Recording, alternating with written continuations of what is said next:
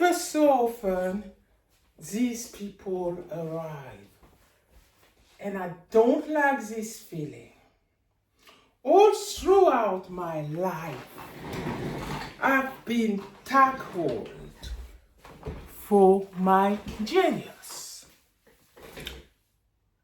Because I have a reasonable love for people that piss off a whole lot of insecure people who may be in high position. Yeah? And they think they are fucking self-entitled to tackle anyone they feel. When I come in this UK there, the most pessimistic country there is, because when I came here in September 92, I felt it. It was a strong feeling, the negativity of this country. But I never knew that they will constantly tackle me to the point of wanting to kill me. This is wrong. And that's happened all over the world since I'm a child in my own yard in France. Well, I'm sick of it. Even my mother realized that her child was clever. So she called me a psychic. Yes, I have vision. Yes, I have premonition. Yes, I have deja vu. And that fucking piss you off, aren't it? People. Just because I have a reasonable love for people, so they will call it, oh yes, we all go through adversity in this life. Oh, it's our life. Nah. It's these people, the self-entitled people. They may not have any geniuses. It's actually called sick comparison. They all fucking sick here. They all have that mental imbalance, man. And if you feel cursed, you are being cursed. Because I'm sick of it. Let's go back when I came in this country. I was fucking ripe. 21 years old. Well, God unpick me. 40 years old he was. Then people say, oh yeah, we go through life. They do not like people who got brain. People don't like this. Or any little talent that you have, they try to fucking kill you for it. And after they say, oh, it's life. No, it's not life. It's not. All over the world, take it. You fucking insecure. You wall up in your fucking shit. That's what you do.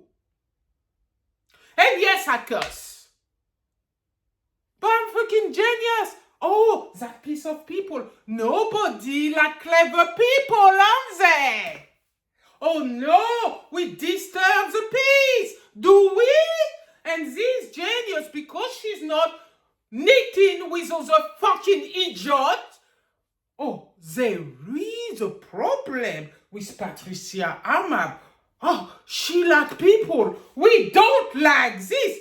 Oh no, she must be fucking weird or fucking mad. So yes, they will tackle me all day long. Just because Patricia Ahmad see people. And I don't judge anyone.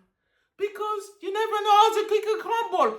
But then again, ever so often, those people come to piss me off.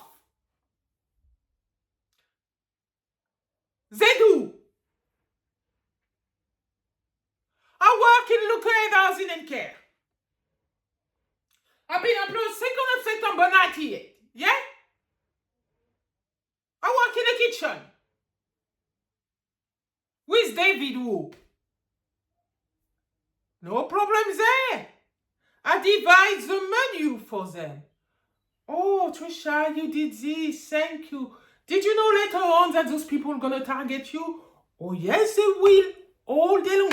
And after they said, oh, it's life. Nah. They don't like smart people. They don't like kind people.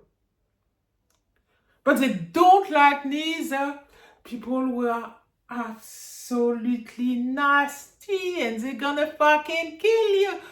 No, they don't like people who has a balanced mind like me. Because let me tell you something, what I realized. Oh yes, and I'm gonna fucking piss off people again and get mad. Yeah, because I've got the highest I can answer. Cognitive hypocrites. Yes, that's me. And I will not work with any fucking doctor because they're the most crazy out there. Self-entitled lack. Because you see, there's something inside people. It's called egocentric. I work in mental health for 15 years of my life. So I've seen a range of behavior in people. And throughout my life, I met those fucking idiots. Oh no, they don't like people like me, you know. They say, it's very nice, Trisha, you help people, you so kind. But they want to try to kill me all day long, though. Fucking hypocrite. I met hypocrite since I'm a fucking child. But they follow me all my fucking life. And to be honest, that's enough. I'm just fucking sick of it.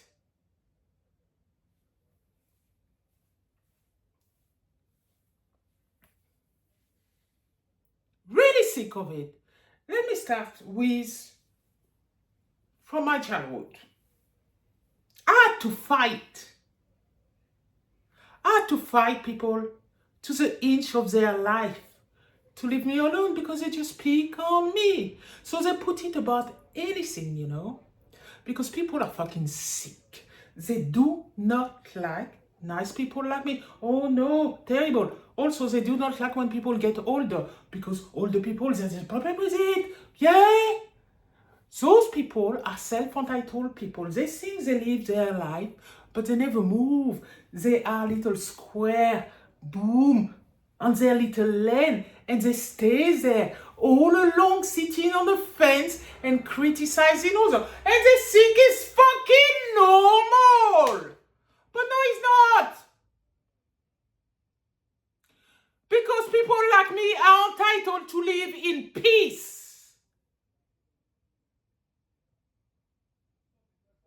And people are gonna look at me all day long saying, oh yeah, instantly, oh she updates the whole fucking marketing industry. Oh, she must be fucking mad. Yeah, I'm a fucking genius.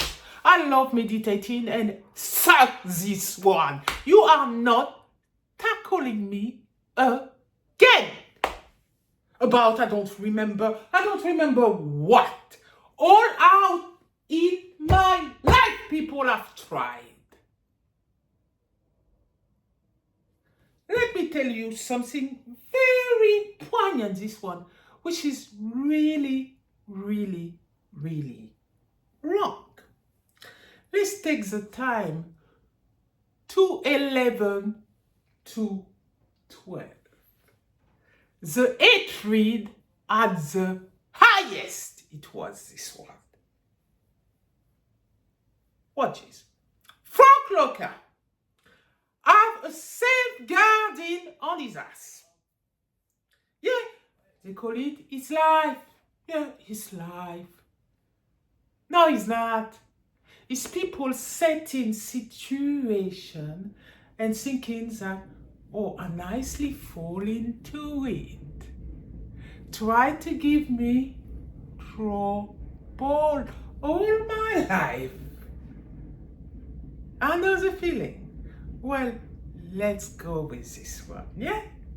Because this one was, we could call it, attempted murder on one of my customer just to fucking harm me. You fucking sick in there. Most of you. I was the manager of the care home, Millennium and Valleyfield, supporting severe and enduring mental health people. Oh, Trisha, this is so fantastic. Oh, yes. People praising you. All along, they fucking hating my ass. Because it's not natural, you see. Oh, it must be not natural. Yeah. Oh, yes. There is a problem. So, here you go. And that's in government because I rock Sazak. Oh, as we meeting, Mrs. Amabol. Fuck you! Next. Who was it? Lambes! Oh, people are in their little job. Power in the show. Chatting about their colleague. But people like me, they don't like me. Why? She's smart. There's a problem with this. She is smart. And she doesn't appear to criticize anyone. There's something wrong with this woman. And there's something wrong with this woman. Oh, you're so nice, Trisha. All along, they fucking stabbed me in the back and fucking want to kill me. You're not right. You're not right. Manager of Valleyfield, Kenneth McCucklon. Burly, big guy, drunk. Being abused all along because his parents are Irish. He had mental health. They didn't know what it was. So they ply him with alcohol. Oh, yes, they did. Ignorance of people have been there for long. So they ply him, his baby, with alcohol, thinking that was the solution. But the guy has severe mental health. He had schizophrenia. Well, so people would say, it was a time, and his life. No, it's fucking ignorance. Then, after that, yeah, and that still rules the world. And self-entitlement, too. And people like me, who has vision, who look at people holistically. Oh, yes, Trisha, you're so good. Next minute, they try to fucking kill me. I don't like hypocrite. I don't. I just don't. And all through my life, even France, England,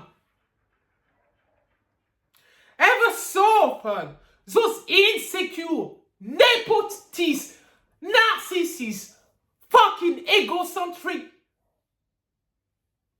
What else I can call those people again? It's called deep insecurity come in. So they target the nicest person out there. But I'm not that nice. I can fuck you all up. Trust me. Yeah. They decide to tackle the nicest person out there. Let me tell you, Kenneth McCucklon, he was a guy. Yeah. He had severe mental health. He was pissing in a bucket. Yeah, he was pissing in a bucket and drinking a little bit too much beer. Why? Because people abuse him all his fucking life. So, yes, boom. This was him when I met him at the care home. Trisha didn't judge him because I'm no better than anyone. You don't know how the cookie crumble. Yeah. No, minding my own business, looking after my customer. Oh, that's a problem. That is a problem for people. Especially that Frank Leclerc called me because he said, you know the job. Because he had a safeguarding. And we think that we designed our life. No, we're not. People put me into situation. And they think, oh, this is what we do. Because people like Trisha, we're not liked. Oh no, we ate it to the point that somebody tried to put a situation under my fucking name. Yeah. And ruin my career. Well, Valleyfield Care Home. Guys in St. Thomas Hospital. CEO was on it with that locum who are Kenneth and his girlfriend. Trust me. I've got insight, you see. When we go through it, we think he's live. But nah, they use Kenneth McCucklum and his girlfriend to harm me. Watch, let me tell you what happened there. Because they think Trisha don't remember. Because two people came in my yard to tell me I don't remember. Why? Because you know that this was really, really wrong. And you fucking piss me off now. Fucking piss me off. Because you see, that's why people say to me, I don't remember. Because they don't want me to say how bad you are, people. Watch this one. And jealous. And idiot. Miserable fucking lack. Who don't do nothing with themselves all day. Sit on the fence like fucking idiot. Oh yes. You are all like this. And you think that you live in your little life. But you do not fucking affect me. You hear me? You don't. Because people like me, we fight back. We may be called Mrs. Nicey, but we fucking genius. And that's piss you off, innit? Yeah, suck on this one. Because now, you see, I built my business on my own. 11 years. Oh, yes. Nobody to bother me. That is becoming a problem for the insecure. Nobody does this, you know. This is not natural. What's with this woman? Oh, we must affect her again. Well, I don't think so. I do not think so. Because now Trisha got the Ahmad cell method. Now the whole world's going to try to tackle me. And after they're going to say all day long, oh, she's fucking mad. Maybe she lost it. I haven't lost it. I've got vision. Vision. I'm the person who meditates. I'm the person who updated the whole entire marketing industry since 1973. Oh yes, I cause a fucking problem. I think I cause people severe mental health. It must be this, because they're gonna try to tackle me all day long for it. And they think it's fucking normal. Those people are jealous, obvious, and ever so often they come out in this life. Ever so often they come out in this life. And it's a feeling, it must be a feeling inside them. Yeah, I hate her. Oh yes, I hate her. Yeah, it must be this. Suck this one. It's a genius woman there. And trust me, I don't have a 134 IQ. I only got 125 above average. But I've got C equaling C2 square. And to piss you off further, university, the work they do is very easy. Oh yes, help me, fucking help me. Yes, do it all day long. But now, I don't like people trying to kill me and cause me problem. So let me house the villain out there. Valleyfield. And yes, I remember. I even remember from the time I was 4 that I wanted to change the world. And 5, the last time the marketing industry was updated. So I remember when the time, you see, they wanted to kill me. And that is really, really wrong. And I don't care who pick up that video out there. If it's the police, that's be good because they got investigation to do. Abuse of a manager for doing a job.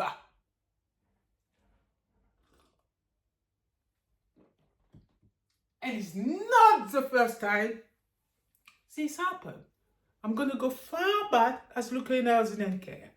And you can't say to me, oh, we're going through it and it was a time people doing that. Oh, no, it wasn't. You tried to fucking harm me many times. You idiotic people. And it's not narcissism. It's nepotism. There must be this one.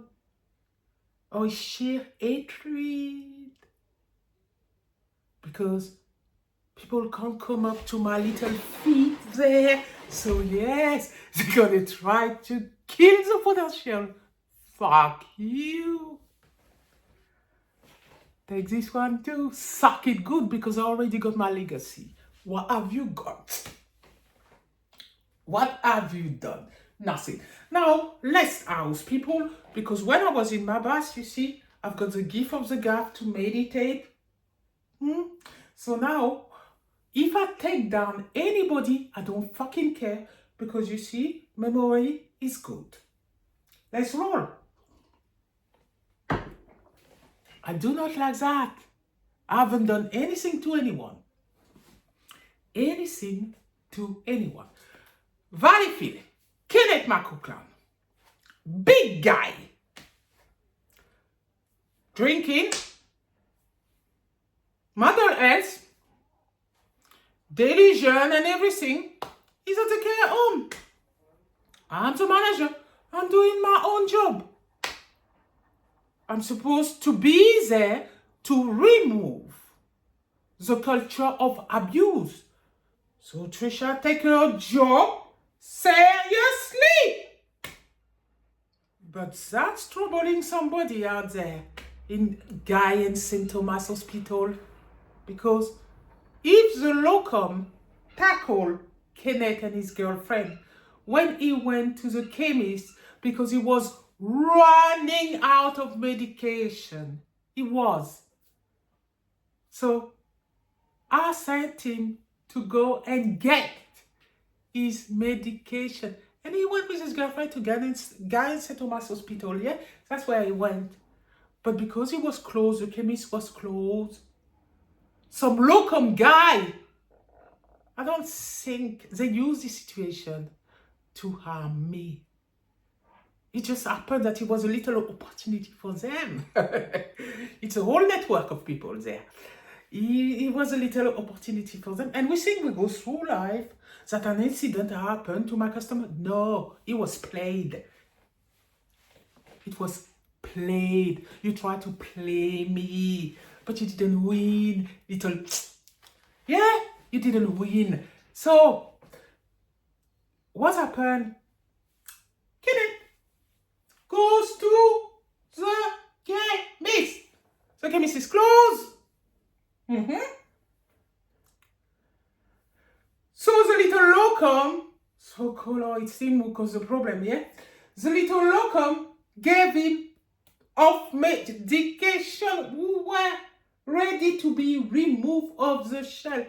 Oh yeah, you give that to Kenneth because it's a mental gas he's not going to recognize. He needs a med, so he's taking it. Oh yes, he is. People say, this is not going to recognize. We use a guy, we use a mental health person to Trisha, fuck you, yeah? And they use him. No qual. Because, hey, the person who does things that they working on cloud 9, you know, I'm working in a job. This guy is a drunk. So yes, perfect porn. And this woman, she's unnatural. My love, she seems to be happy among those people. He's wrong. He must be wrong. They all got severe and enduring mental illness. And she's happy. Oh, what's the problem with her? That's what happened in your dweeb little fucking stupid head. So here you go. Because we can't have that. We can't have that. No, we can't have that. This is not possible. I hate her so much. Yeah. Here we go. Then it's just a feeling. Nice. You don't try to fucking kill Trisha and say like this, oh, we have a problem with the medication now. No. What was it? Is nepotism, jealousy, severe jealousy, egocentry? Yeah, it must be that. Because Mary Brinkley was a different singer. She was narcissistic. She actually had mental health. I don't think the people who try to fucking harm me had mental health. We call that nepotism, jealousy, self-loaded idiot. I don't even think they have any gift. They idiot and imbecile. That's what they are. So, let's go back to Kenneth, the smart one. Whoop! He went there to get his medication. Here you go. He come back to the care home. Little did I know that somebody, and to be honest, he's the CEO of Guys in St. Thomas who's responsible for this. Yeah. And I reckon that at the time, she was on it. Because I was so outraged. And it's the same shit happening now. I was so outraged that I tell Kenneth to write a complaint. But they recognized that they thought the guy couldn't write. So they said to me, Mrs. Amable, your complaint. Because I got him, I coached him. I said, you need to put a complaint, mate, because this is not right. And that's piece of a lot of feather again. Oh, yes! Those self-entitled lack who think they have a little brain. They do. They think they're fucking clever. Yeah. You all egocentric. There's a mental imbalancement here. And it's really a fucking imbalance and it's going to the extreme. It's called egocentry. I work in mental health in the first beginning of my life. And my eyes observe all that piece of people too. Oh yes. Probably did. Oh yes, it did. No, what's wrong with that? There you go. But you don't try to kill me. Nah. And try to get away with it too. No. Using a vulnerable person. No. This one is really wrong. So can I come back? He has this medication. So he gave them to me because I'm responsible. Yeah. So when he come back with his girlfriend, he wasn't too drunk, but he said, Trisha, you want to get the medication? I said, fine. I said, give it to me. He gave them to me. Trisha put them upstairs in the office, calculate the dose, do the math, record them properly. You think you could play me, yeah? Record, and after you come to my yard telling me I don't remember. But that, a decoy murder, tried to murder somebody to harm me.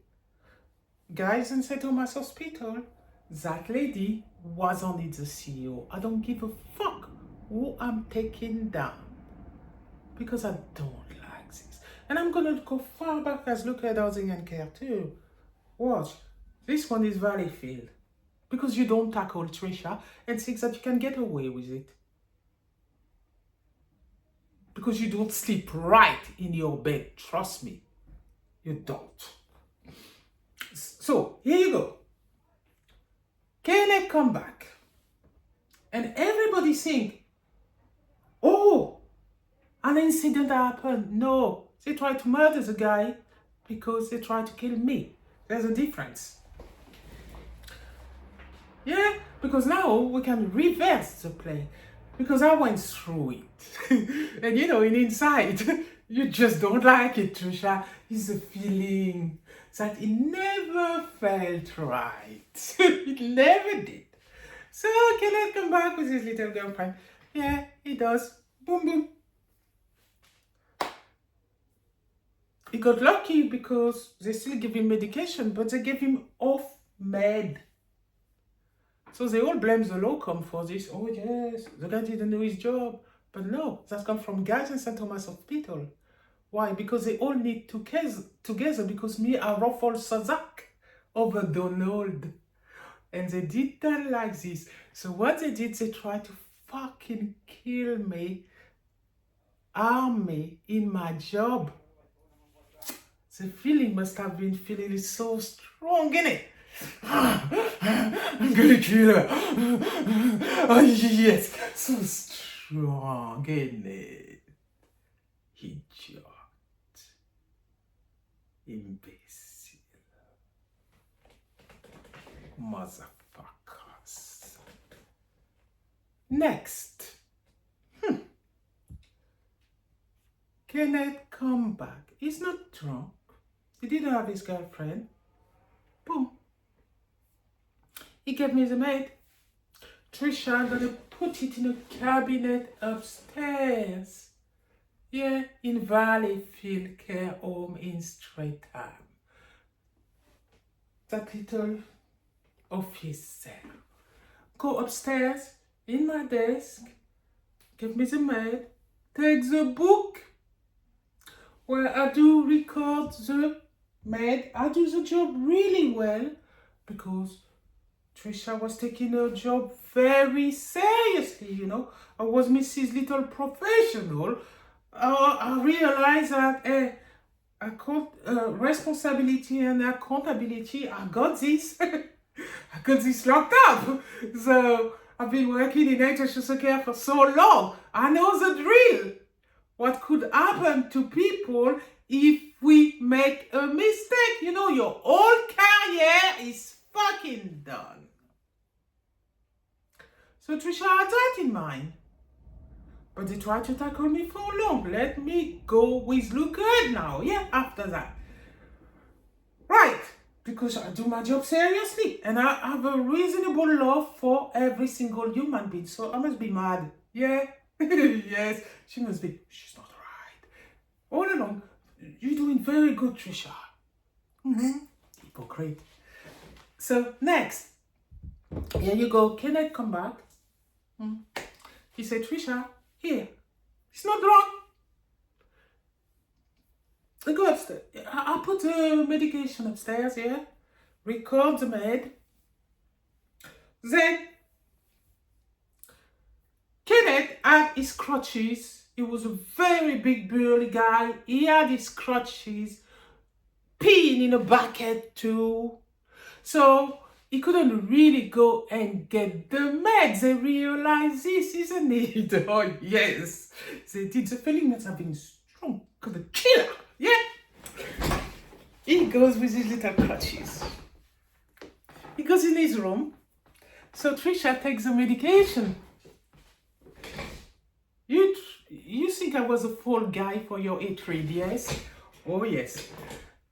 So, because they realized she's very professional and everything, oh, the feeling must have been so strong. We fucking hate her. Here you go. So, I go down to Kenneth, knock on his room, and say, is your medication? Me gave him his medication. Unbeknown, you know, so trustworthy, this woman. Never thought that evil people will try to kill me. How me? No! They think they got it in bed. Probably say, We can play with that. Yeah, okay. Here you go. I give the maid, I didn't check that. I give the maid to Kenneth. It didn't even take long before a man just tried to kill him under my watch. But I think it's a fucking little incident. Yes, because they played it like this. They said, oh, it will be looking like an accident. They think they're clever. So they said, it will be. And after that, the whole play fall back down to, oh, the fall guy, the locum. You think you could play Trisha, yeah? There's always a time where we have to slay idiot. Always a time in people's life. And this time has arrived. So, next. Here you go. And I went through it like a fish. Like a sardine, man. Never knew anything. Until what? Until now, you see, meditation is so good. Until now, you see, you work on the beast. Salamander has come out. So here you go. Trisha, unbeknown of anything, played like a fucking keeper. Unbeknown of anything. Next minute, who's coming out? They were Anthony and Christopher there. Donald was in his room. And I go down in the care home. I go downstairs. Yeah? I was in the kitchen with Anthony and Christopher. I don't know what we were discussing. Well, I was talking to my staff. Next minute, somebody, who is that big, walking like this with crutches. Yeah. He come out of his room like demon took the guy. Demon enter his mind. He came like this. And just drop on the floor. I thought, I was like this. What the fuck? Anthony and Christopher were stunned because what he did, not only this, he left his crutches on the floor. He had his bucket of peace and he ran and he threw it like this. He did. Yeah, remember well, Trisha, because they can't get away with this. He just threw it like this. All over. Anthony went like this. Rah! Christopher was dumbfounded. Trisha was, say what? I was shocked. I had the shock of my life. I did. I had a fucking shock, mate. Then, quick response, check his pulse, everything. Kenneth, it's fine. I said, call the ambulance and things like this. Trisha went downstairs very quick. And you see, because I'm a right person and I'm a good person, I said, it's the medication. I said it was the medication. Somebody made a mistake. And I went like this. Everybody made mistake. But I felt it inside me. I said, this is my responsibility. So I could be in trouble. The whole thing went in my head. A pile of worry on my head, yeah? And I just go up the stairs. I look at the meds they give me. And I realize they were off the market. But when we go through it, we don't think that people do it on purpose. No, because we think that they made a mistake. Everybody made a mistake. No, you tried to kill somebody to harm me. That wasn't no mistake. It was not. And that's come from guy in St. Thomas Hospital for Sazak over Donald. You're not getting away with this. I don't care who listened to that video there. I hope the police pick it up and make an investigation. Oh no, you don't try to kill me for my genius. No one does. And come to my yard and tell me twice I don't remember. Yes, I feel burn like fire. You lot. Oh yes. Then, can it go? So he's on the floor now. He is on the floor. I don't panic, because at that time Trisha was still like, whoa, this is my responsibility. So I run upstairs, look at the med, and I say, they gave me off medication. But I wasn't there, so they gave it to Kenneth. Well, he's unbeknown. He's needing his med, so it's a cover-up, innit? He needed his med. Give it to the drunk guy, the big guy, the one who's got the crutches, yeah? Nobody will know anything. Those are the people who did it. Nobody will know anything. Yeah. So here you go. I was the fall guy for their stupidity. They didn't mind harming anyone. Nah, self-entitled lack. They think they're good. They have a little skill. They're walking on water. Fuck you. That's just little genius here. As the whole marketing industry, and fuck you up today. Yeah? So here you go. And I remember, I go up the stairs, look at the medication, and they off. But people think nothing wrong with happened to this, because Trisha is so busy trying to solve the mess that they made. So they think they get away with murder, innit? Yeah, of course. So here you go. The medication.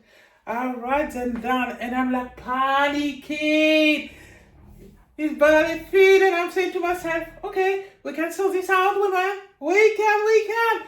So I start calling straight away where that come from. Guy in St. Thomas Hospital. They were the one who was supplying the meds. So I said, there's a problem with the medication. They gave off medication to Kenneth Michael Clan. Everybody come out so quick. Oh la la la la. He was so fast, man. I never seen that. Like, woo! They were all in Valleyfield like this. Amazing. Even big psychiatrists, between brackets, they were all on it. Because to me like this. She was young. She was a psychiatrist, and she told me like this. How did you find out about the medication? I want to know how you find out about the medication. I look at her like she was coming from fucking Mars, this one. Yeah. So, they were all there. Suddenly the blame came. It's a locum who did it. He did? Yeah, well, me believing what people say, innit? Oh, yes. They were all on it. All of them. And I reckon that was for Donald and Sazak. Because at the time, you see, we're not supposed to like people. We work in those jobs. We're not supposed to like people who's got mental illness. If you do, you must be fucking mad. How dare she be so good with those people? That is not working now. No, I hate her. Yeah, here you go. Then we go upstairs. So we meet in with everyone, psychiatrists and everybody. Yeah, they all have it appeared to be a genuine interest. It was never genuine. They were all on it. Then they appear to have a genuine interest in learning about it. You all got mental health later on, when you get old. You all fucking mental. So here's it goes. So everybody talk, we have big meeting and everything. Oh yes, we meeting. Oh yes, we meeting. We're discussing the fact that Kenneth McCulkin appeared to have fall on the floor. But it's all right now, big doctor goes, yeah, it's okay now. They used him to harm me. Here you go. Big doctor come out and say, hey, he's okay. Even Kenneth tell me like this, when I told him to put a complaint, yeah, after everybody sort out the problem, life is back like it is. Yes, life is cool. So Trisha carry on, I update the CQC with the issue. Sonia come out to see what we did. The CQC record everything. It was all a fucking play. And they record everything. Yeah. And life goes. Even Kenneth told me like this. Oh, sitting in Valleyfield again.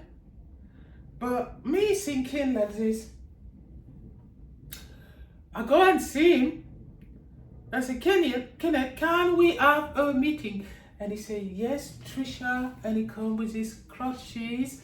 And he goes in the front row.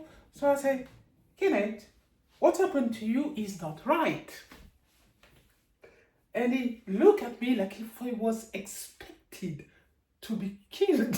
I mean, this expectancy that he had to be abused, because it's something that people do all the time, it, but not under my watch. So I said, Kenneth, like this. I said to him like this, you need to put a complaint. And he said to me, Trisha, I can't speak and I can't write. And I said to him, you can speak and you can write. Yeah, if you believe that you can do, you do. So he said, can you write it for me, please? I said, yeah, I can write it for you. I didn't put word in his mouth. No, nearly did, but no. So I said, Kenneth, what happened? Do tell me. He told me exactly what happened. He could speak, you see, he could speak. He told me exactly what happened. So I write it beautifully for him. I said, can you read it? He said to me, you read it to me. So I said, okay, fine, no problem. I read it to him. I said, is this fine by you? He said, Trisha, yes. He even told me like this, we're going to get in trouble. I said, no, we're not going to get in no trouble. We need to do this. I said, Kenneth, do you want to send this complaint? And he said, okay, Trisha. So I sent it to guys and said, Thomas Hospital. Yes, I did. It was all a play. Not Kenneth. Kenneth was genuine. Them one. Them so-called big people who's got it together. No, they don't have it together. Those big people who have it together, yeah. They need their little job. Oh yes, we're doing a job. We're so good. People are paying us and everything. Yeah. Oh, they're feeling themselves even. Oh yes. Yeah. Can they put a complaint? Boom.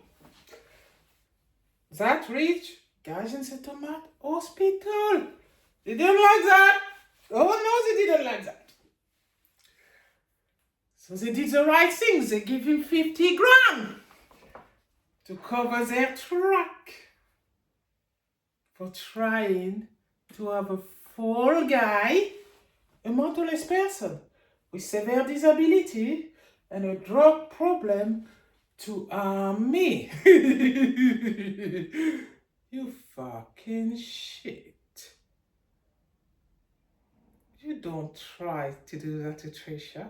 And after come to 28 Cumbria Road and tell me I don't remember Jack. Fuck you. Twice too. Try to get away with it too. I don't care who hears that video. You're not getting away with it because Kenneth was a human being. And you thought, in order to do that, to come and harm me, you thought that that Kenneth was lesser than a human being. In order to be able to use somebody, it's because you're so self-entitled. You think you're walking on cloud 9. But you all got fucking mental health. Trust me, to be able to do that to somebody, you have a mental imbalance, man. I work in mental health in 50 years. I can recognize and diagnose people. Oh yes, I can. That's why I was in a job for so long. That's why I did my model, you see, psychological model. And I've been 1, 2, 3, 7 behaviors of a human being. Because you see, I've observed people.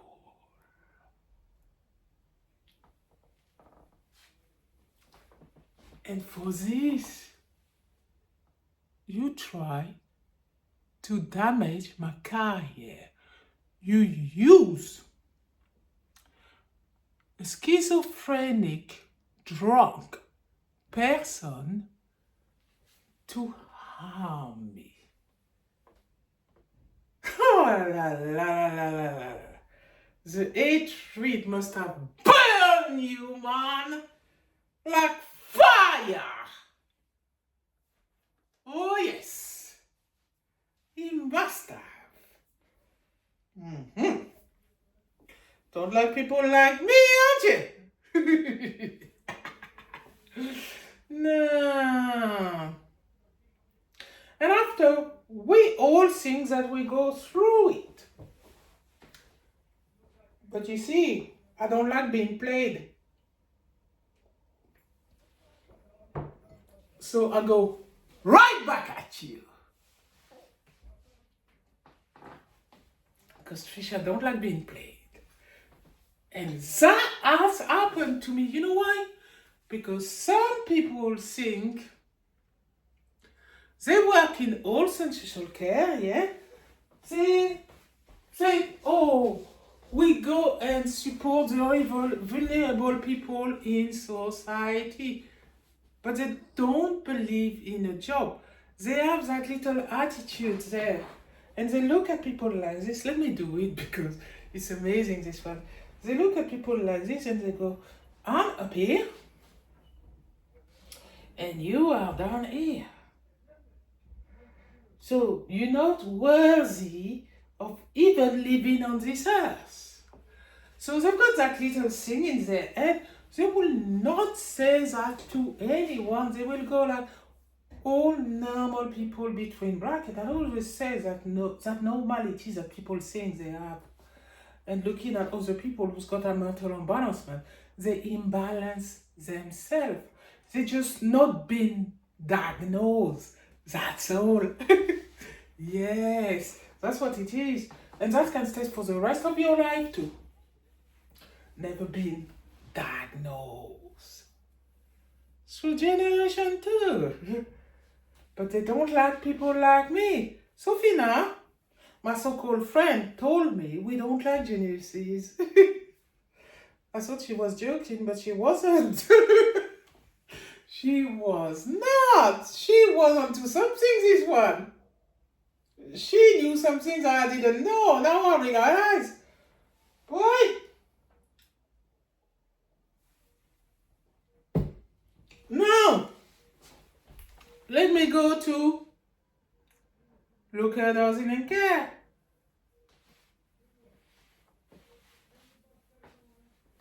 Let me go to look at housing and care again. So I work in look at housing and care, I did, for 8 years of my life. Not even well, it turned out the time.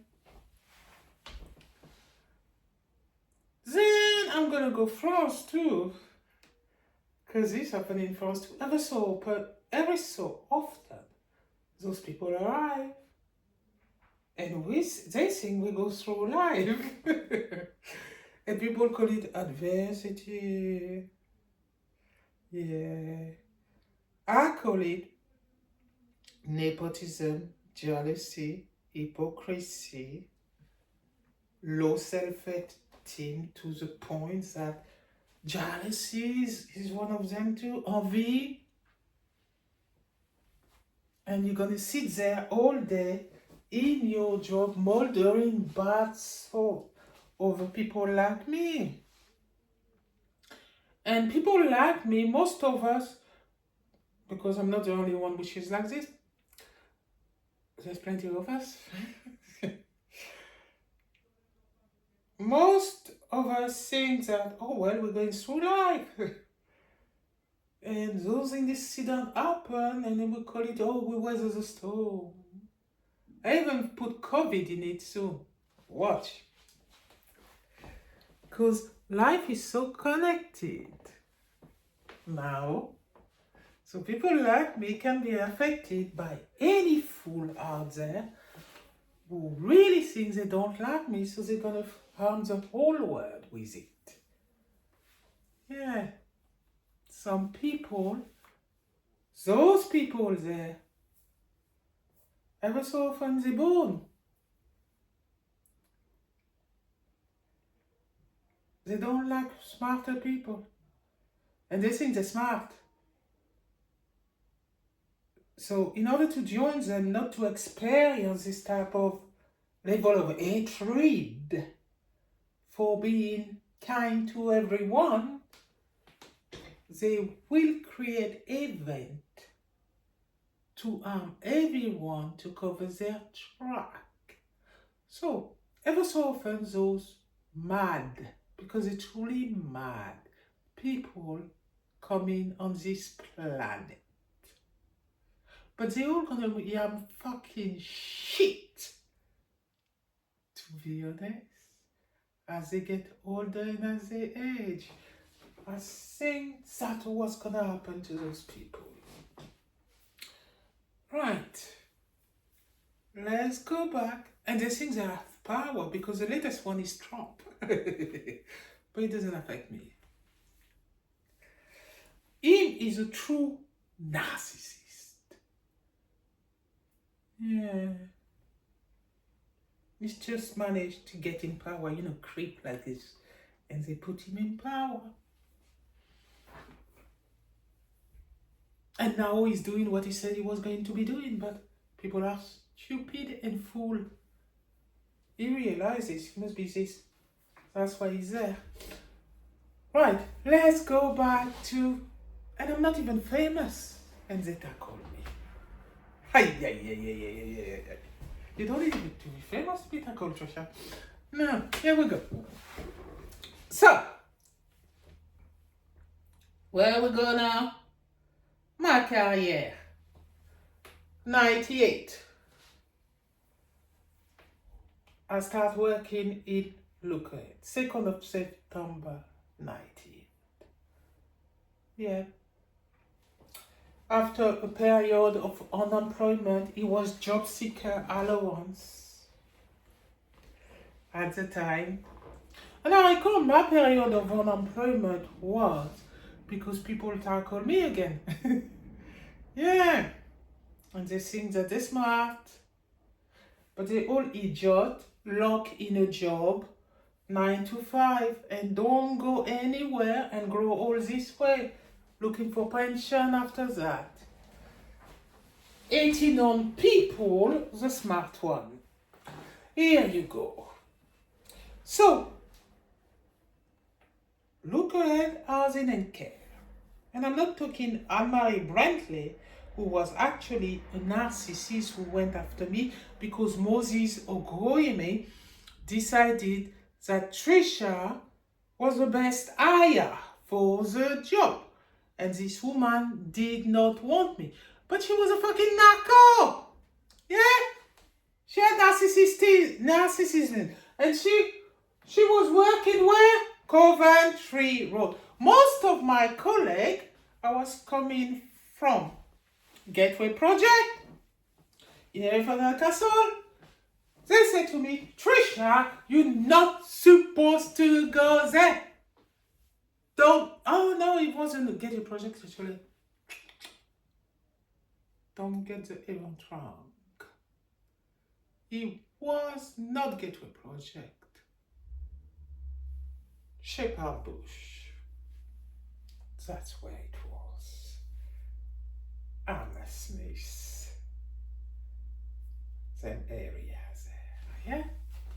I was working there with Sabrina Marley. Yes. This place. You look at. Yeah. Well, I said like this. They said to me like this. I applied for the job of deputy manager. Was very professional, doing my job, getting good review. Oh, that's happened all the time. I've got so many examples.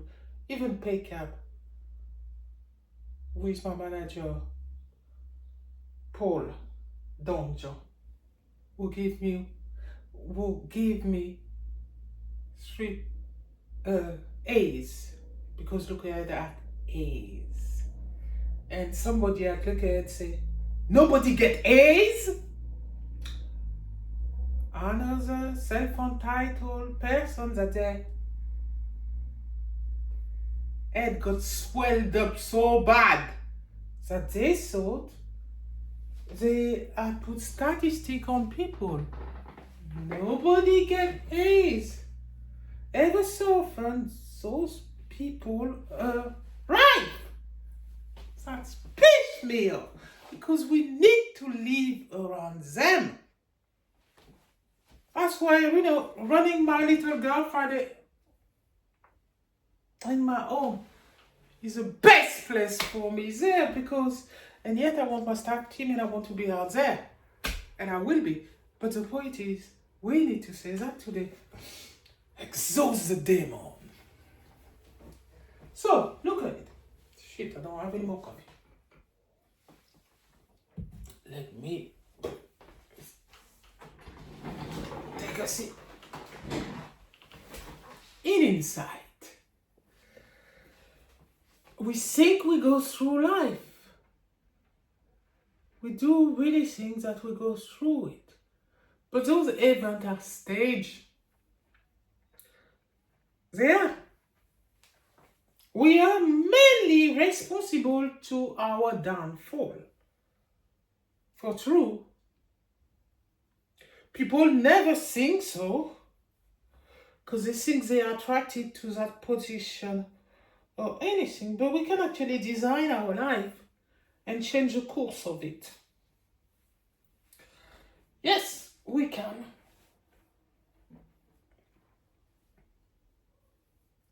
Yeah. And people say, instinctively, I joined this group. Yeah. You never wondered why nasty people always are together? Evil people are always together, and evil geniuses are always together. And they say, oh, it's instantly. No, they have choices. They just decided to go there. In this life, you only got 2 choices. Either you decide to go travel the journey and be a good person. We all have evil inside us. We do. Some people think they never do, but they do. Or you can go join the evil people. It's always a choice. It's always a choice. Even when you have mental health or severe and enduring mental health, it's always a choice. You don't need to access all your impulses. And we all have impulses. We all. But now let's go down to look at, and it's no. We could say it's mentally ill people who are calling me. Nah, it's people with a balanced brain. The only thing they have is severe jealousy, and jealousy is a mental health. It's a disorder. So is egocentrism. So is narcissism. There's very level to it. Because anybody can be a bit narcissistic, and that doesn't mean they have a severe mental health. No. There's level to it. Little level to it. And people live like this, never undiagnosed, never diagnosed. Yeah. And people think, oh, this person is evil, this person is not nice, this person is this. No. I always put that normal in bracket. And I'm fucking right.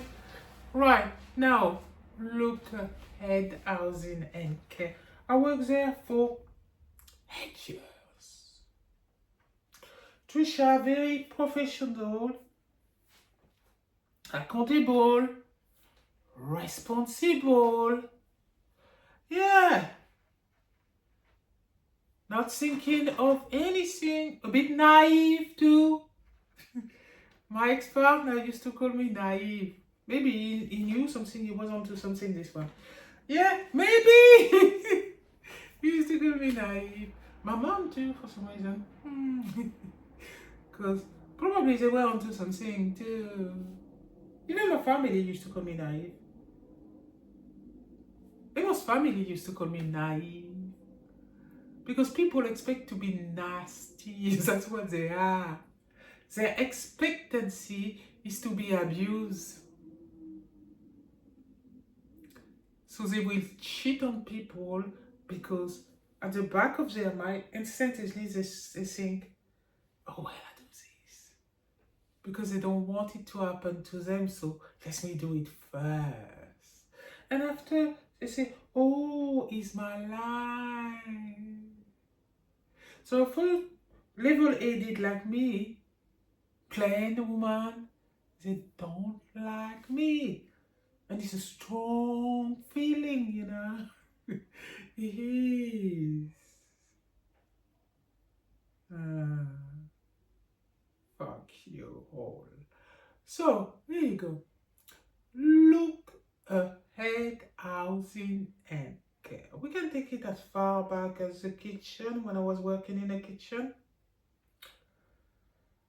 Or Coventry Road, where it was the worst time. Let's keep it local. So when I was working in Oldgate Hostel. Oh, and Oldgate Hostel had a fire too. It was destroyed by fire. But before the fire happened, I was working in Oldgate Hostel. I was going there by bicycle. Through Tower Hill.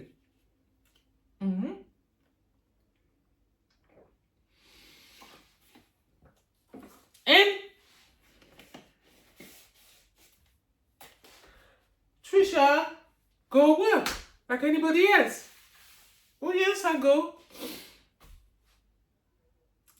I meet lovely people, my colleague. We are in Oldgate. I am in the kitchen.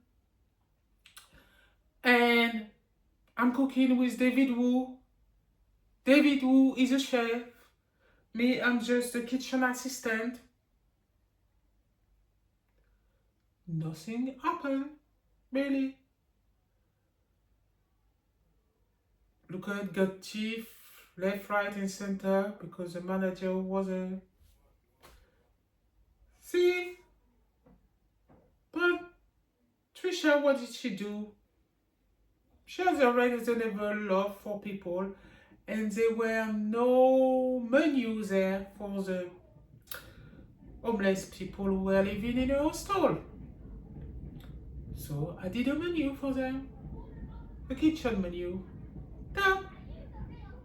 It was a nice thing to do for people because you never know in this life how you're gonna be. Even though I was homeless myself. But I wasn't on the game neither, no. They offered me to go on the game. Game is prostitution, yeah. That's why I say we can design our life. We have choices. We do. I was offered. I said no. This is not my cause. This is mine. This is not what I do. Yeah. So it was neither near or there. Here you go. Nothing happened there. I made a menu. So I got promoted by Bruno. His last name is what? He had a relapse. It was a time. In Lucas, they believe that when you drink alcohol, because they were looking after service user who have a drug and alcohol problem, you know, it was expected. So we could get a manager who was a drunk or something like this.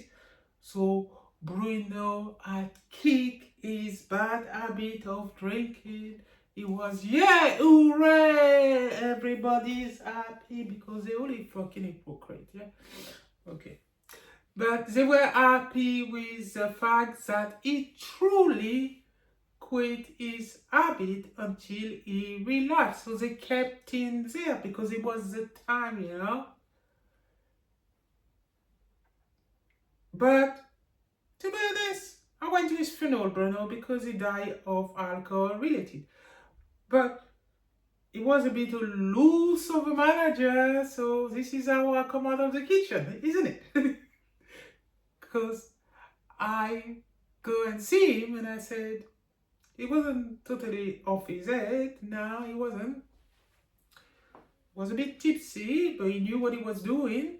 So I said to him like this, I'm no kitchen material, you know. And he said, you're not. But again, I know the person who thought because I was at the kitchen, I couldn't write properly. This is British people for you, but that's happened in France too. Anybody that who got a little job, they think that somebody who working as a kitchen assistant must not be able to write anything. I had that feeling inside me when he said to me, write me a letter, Trisha, and you can be an admin. I said, okay, I'll write you a letter. Say, what do you want me to put in there? And he said, why do you want to, kitchen material? So I wrote him a letter saying, I'm no kitchen material and I want to move up in my job. Here you go. Next minute, he put me as an admin.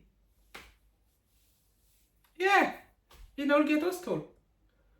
For a while, then Bruno arranged for Moses Ogoyeme, who was a manager at Gateway over there, Gateway Project.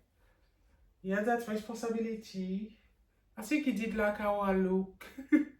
And him and Bruno decided, because I wasn't fat neither, must have been that. Yeah, plus young, looking good, beautiful. Still gorgeous, but young, beautiful, you know. So, them two guys decided, hey, we have an opening at Gateway. Yeah, let's go. We have an opening at Gateway Project. So Tisha didn't even have an interview. No. I've been put there. But I went. I did. You think you're lucky? You don't have to have an interview, you got a job. Of course, I was lucky on this one. Nothing untoward happened. They gave me a job. So I ended up in Gateway Project as an admin. We have a manager. I don't know his name again, this one. It wasn't any good anyway. That's the feeling. So, it was white. That's what I could say. Maybe he's not gonna come back. Yeah? I had a manager, but they were still doing the ledger, which is a book where they were writing the payment, the rent payment of the customer. The rent payment on a ledger. That was the time. So I was working there.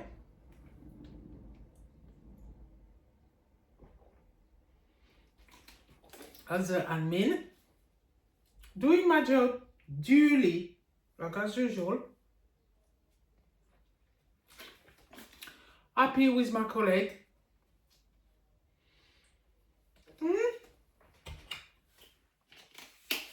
Happy with my colleague, working.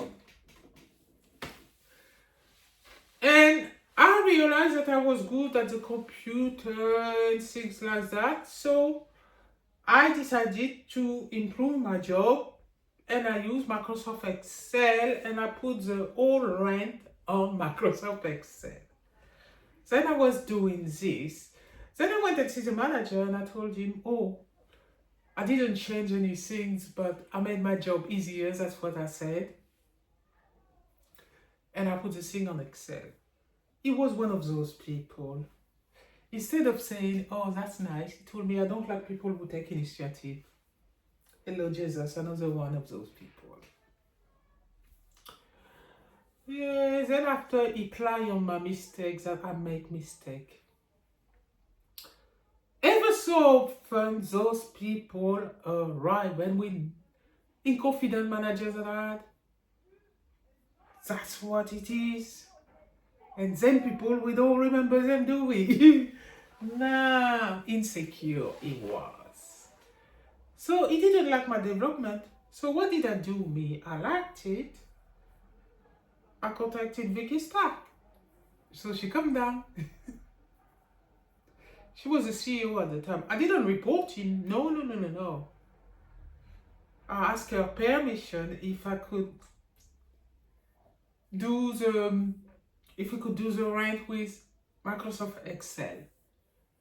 And she said to me, wow, I love it when people, staff take initiative. This is very good, Trisha. We can keep that. And of course, they implemented all this in Looked Housing and Care. That must have pissed off some little feather somewhere. Don't know. Like as usual, there's always something happening. And this thing is life. We go through it. Sophie now was onto something when she said they don't like smart people. Yeah, well, that's them. Then, for real, manager don't like this. Boy, I don't give a fuck if you like it or not. That's why I don't like title. I never took title. Because people who got title upon their head, they're the worst. The job goes to their head and they think they can do anything about people.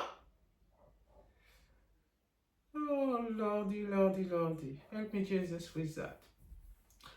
Then, where was I again?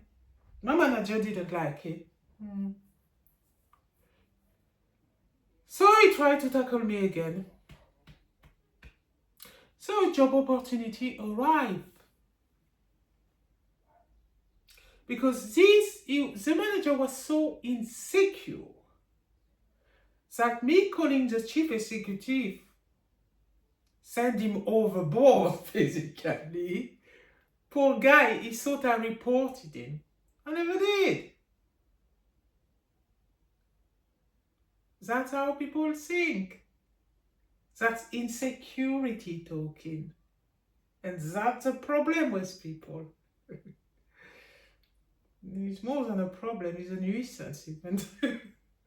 So here you go. I never reported him. I didn't even give a fuck about him neither when I called Vicky Stark for my development.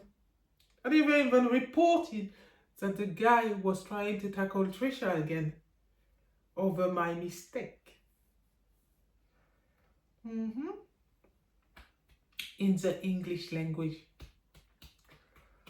So after that, well, Vicky Stark was proud of the development. She was happy with this.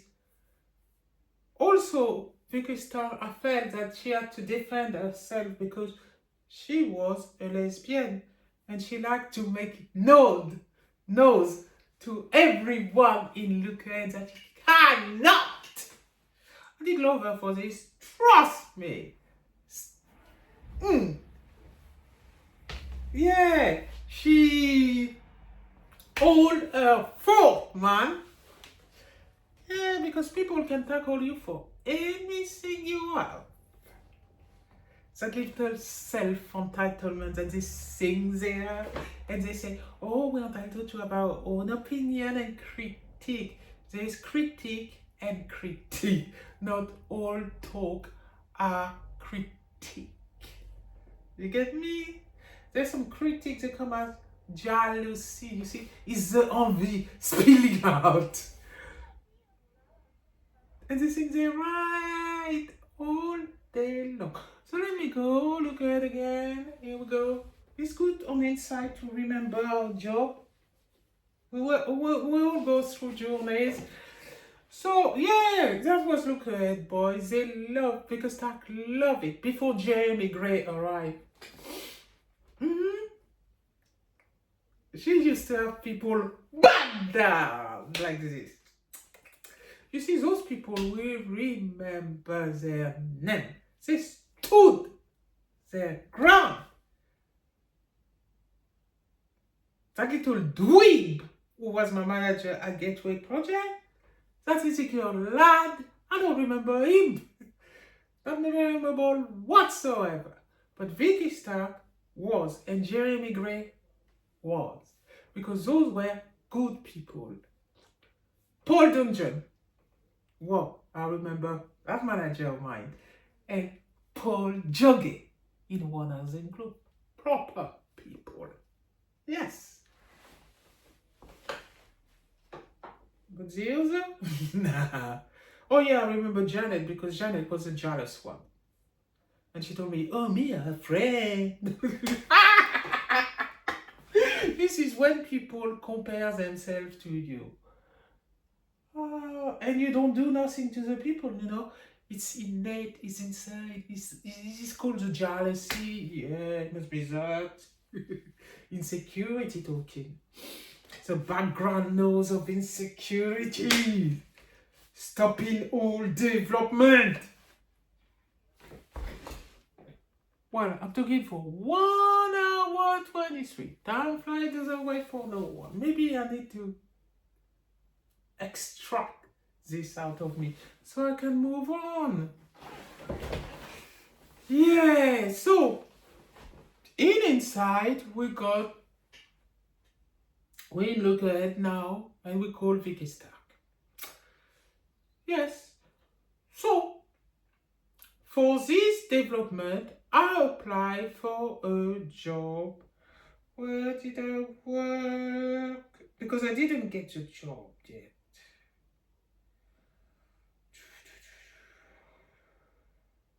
Before I landed Coventry Road. Yeah, I was in Shepherd Bush.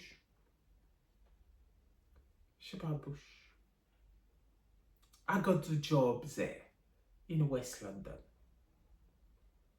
So from Gateway, I go to Shepherd Bush. And there I'm with Sabrina Marley working, and she's the admin. Because we were even friends, and she showed me, invite me in her house, and her children were young. And I met Damian Marley. Bob Marley family, apparently it was. Yeah. Okay. to sing. Yeah. I don't think anybody is special, you know. And that's not a problem with me. Because Trisha is level-headed. And that's why people don't like me. I'm not egocentric. No.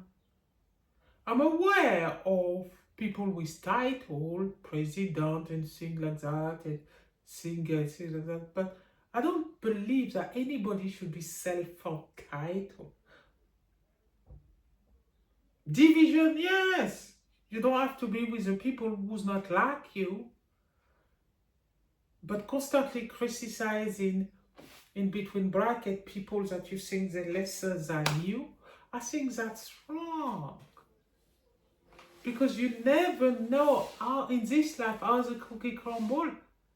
Maybe it might be you, the person who suddenly become disabled, or the person who suddenly lose it. And in your turn, you become abused. And you wouldn't like it. Oh my Lord. You would hate it. If a younger person now start abusing your ass. Yeah! And people will say, all day long, that's life. No, it's not. But people don't think like this because the job holding them down and the money too holding them down. So, here you go. Where was I? Look at it. Look at it as in Canada. So I was in Shepherd Bush.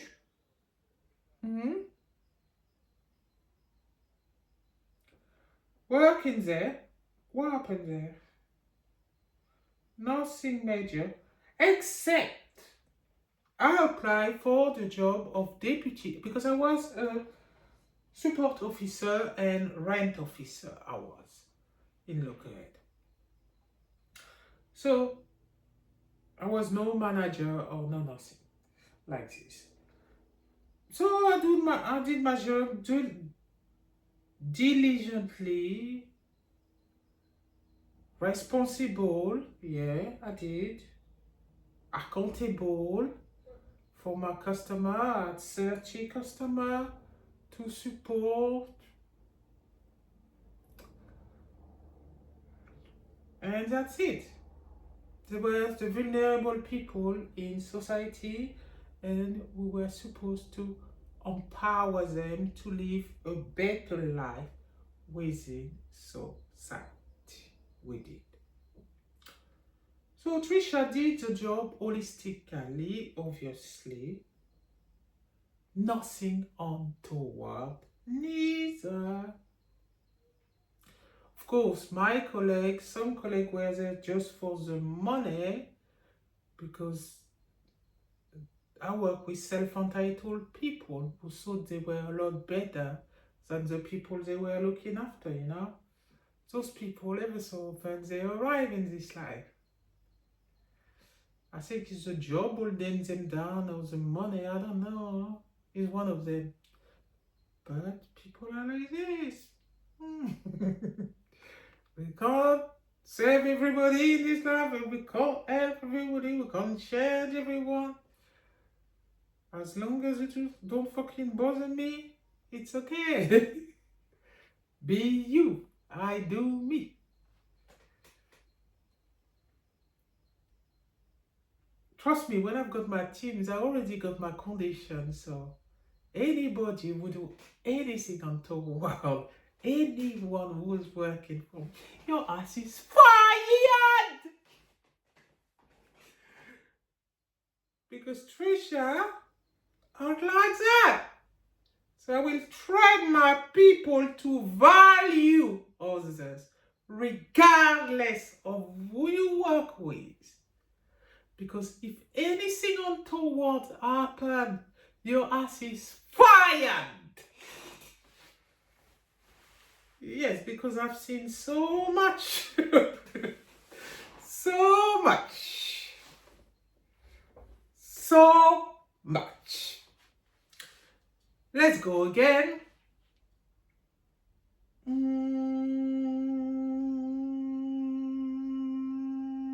Scan.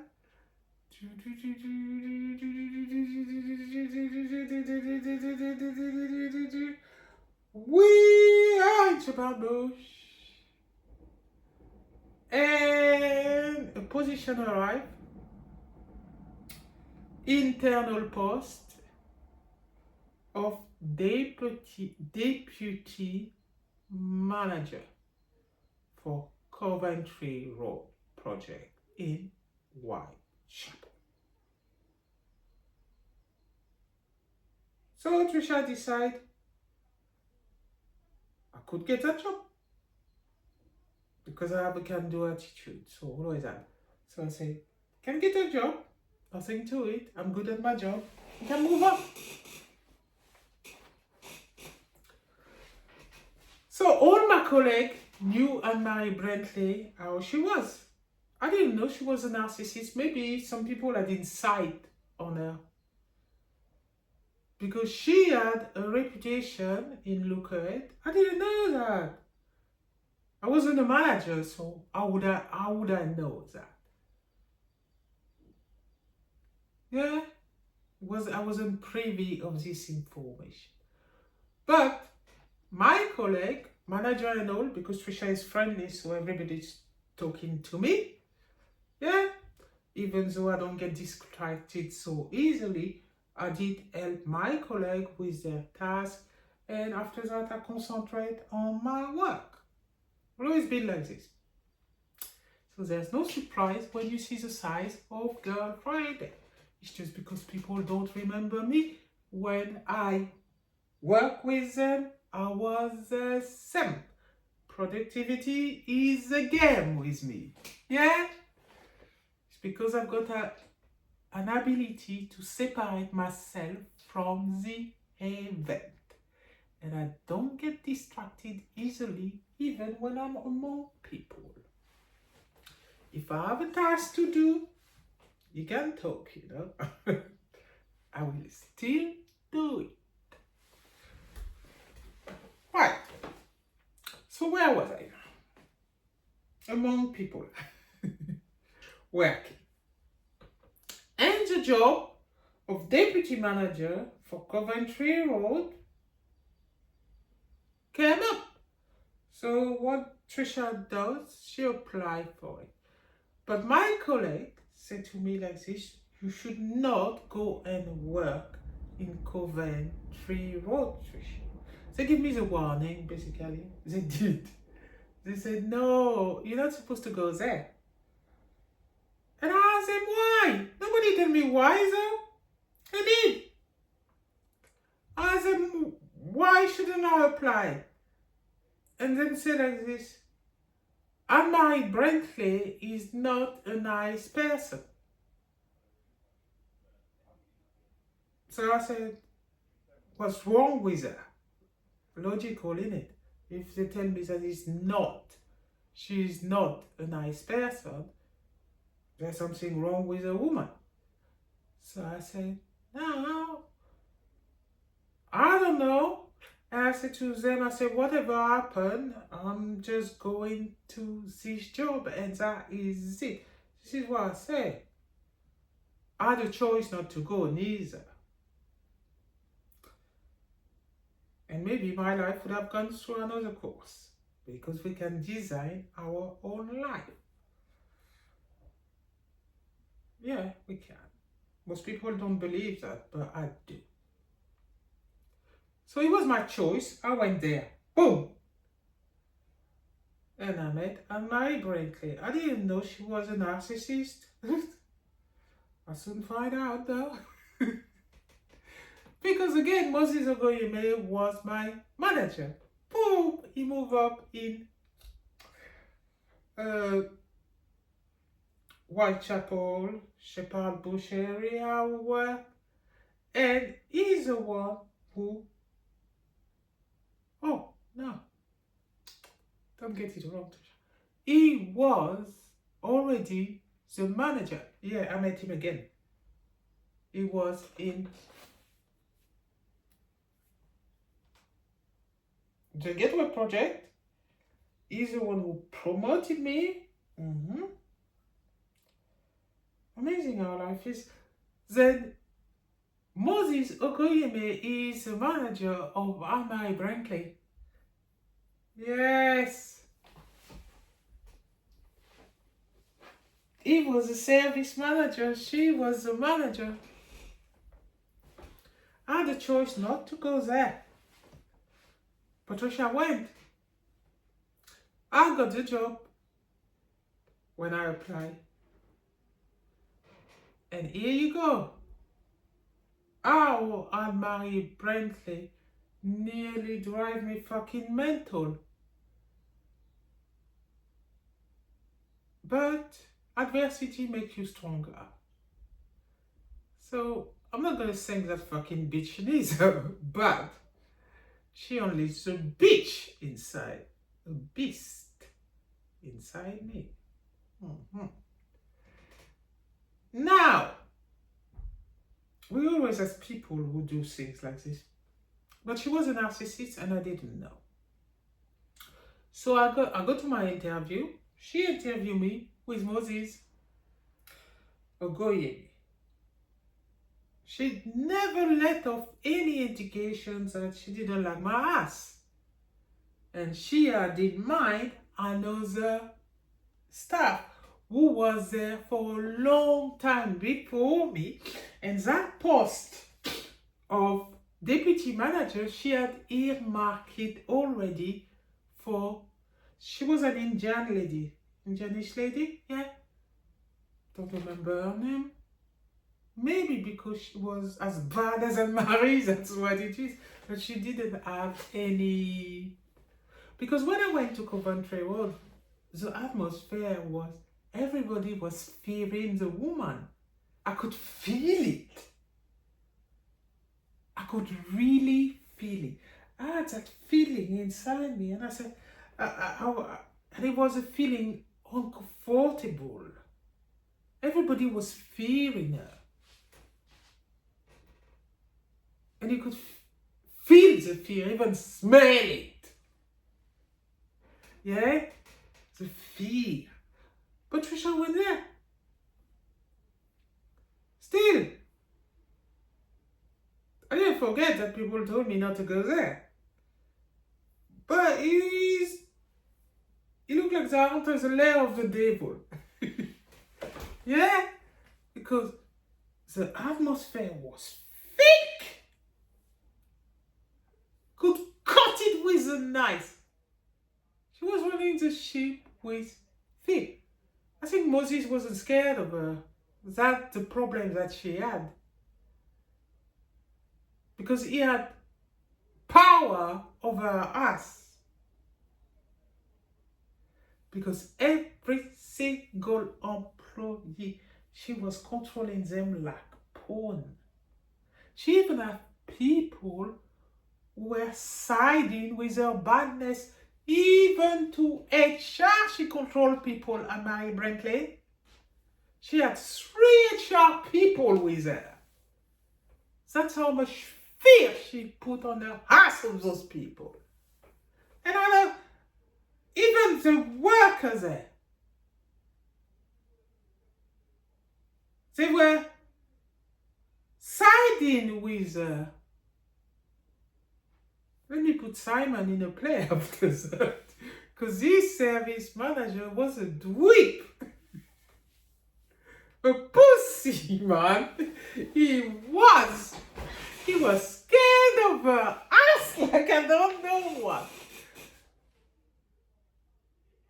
And Anne-Marie was nothing but a narcissist. That's all she was.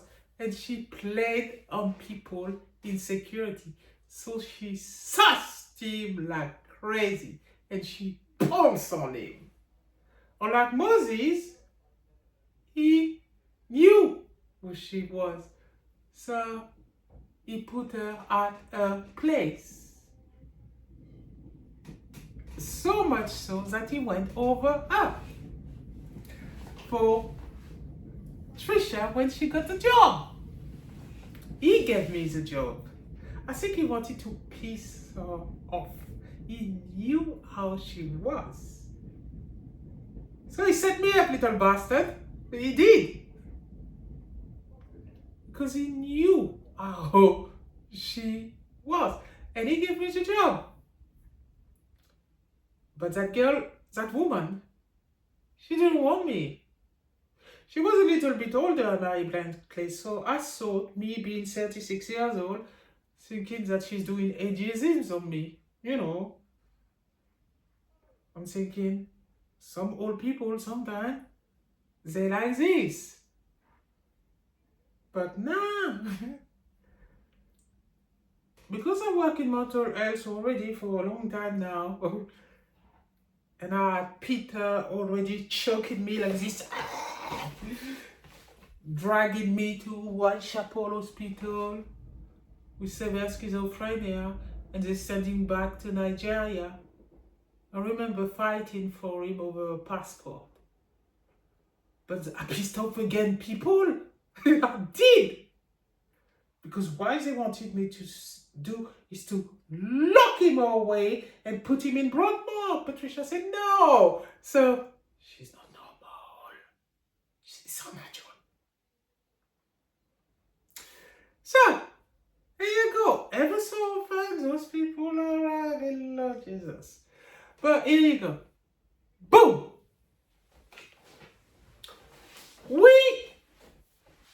Moses set me up. He did set me up. Okay, I applied for the job, fine by me, but he knew how Anne-Marie was.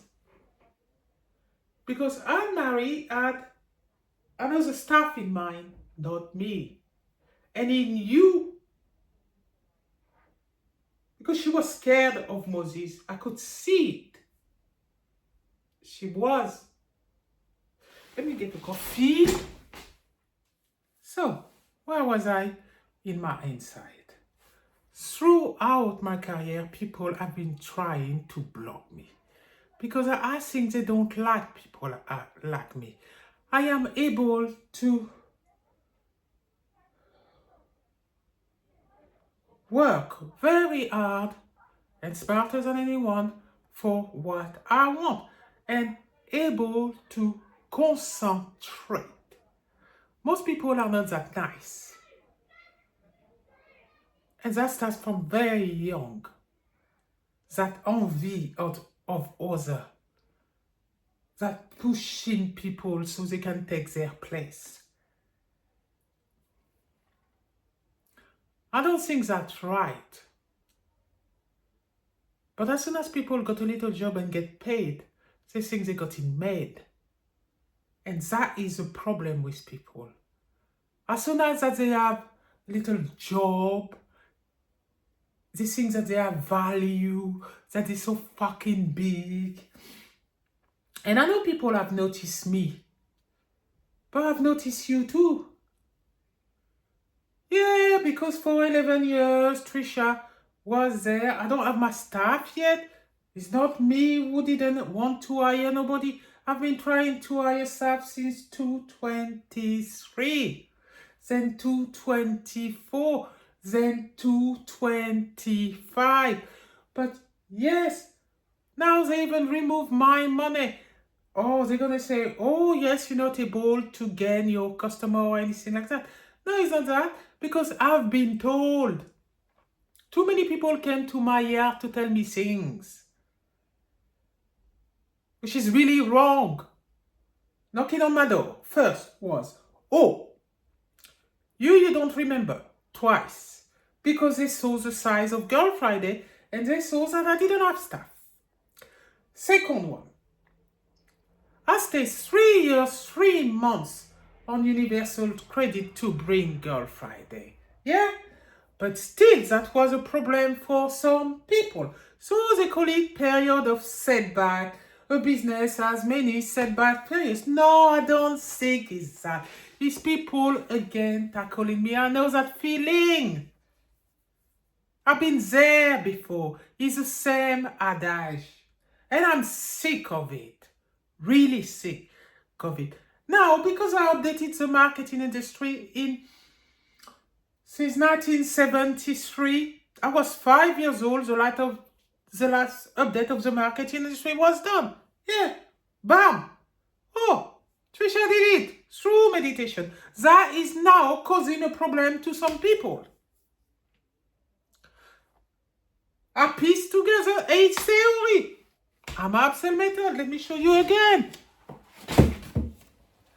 Yeah. So after they call it all type of things, setback for this one. No, everybody have my cell method on their wall. I've seen it and my vision will come true. You'll have this method on your wall. Yeah. For days, people have tackled me. I represented my community. People will say, oh, that's nice. They never ask me anything. But in here is all the small business of Camberwell plus COVID-19 is in there. Another thing with COVID, I don't think I'm so special or anything like that.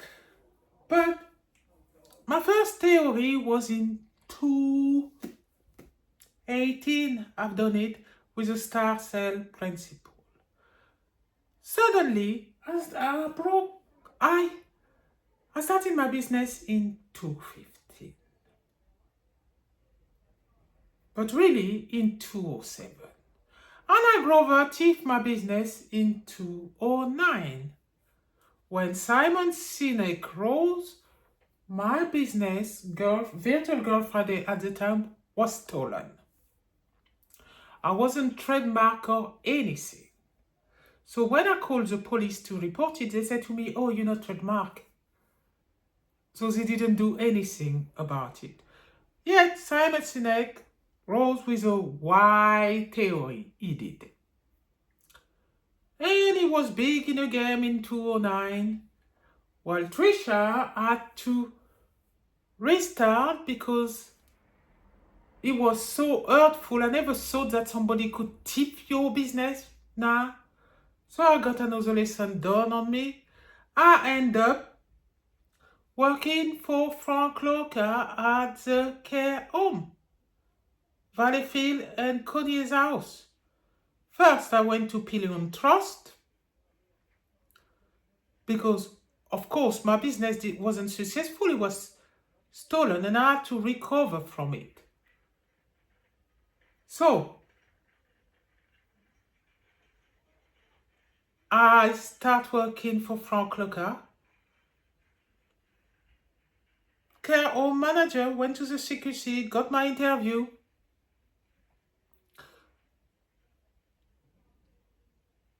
To 11 to 12, I was there.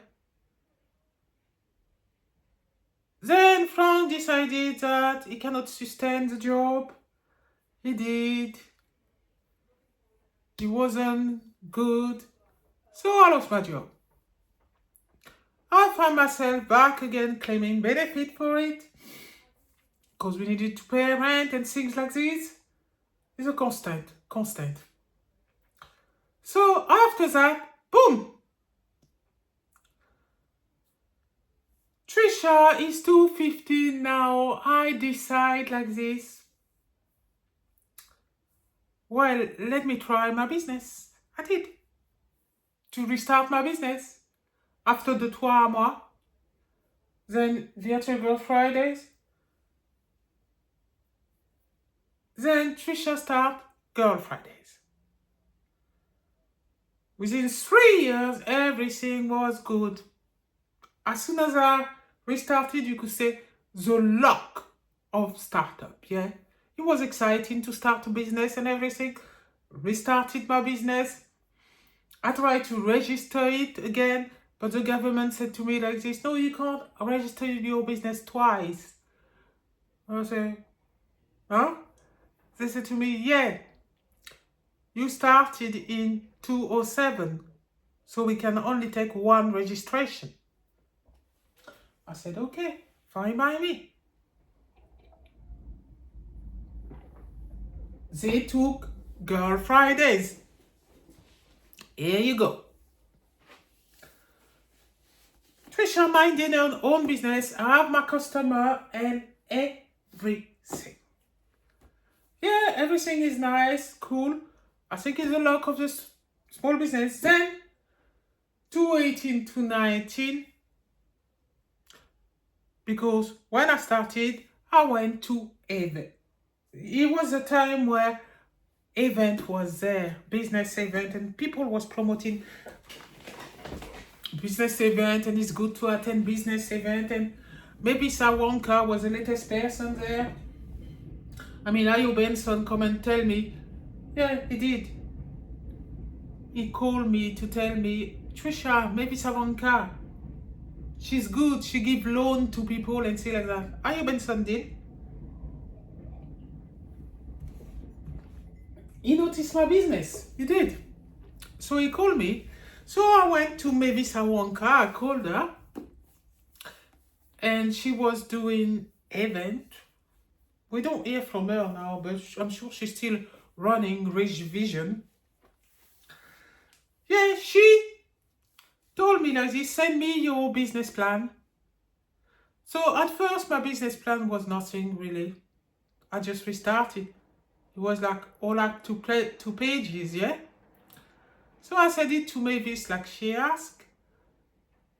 And she told me, how much do you do business planning?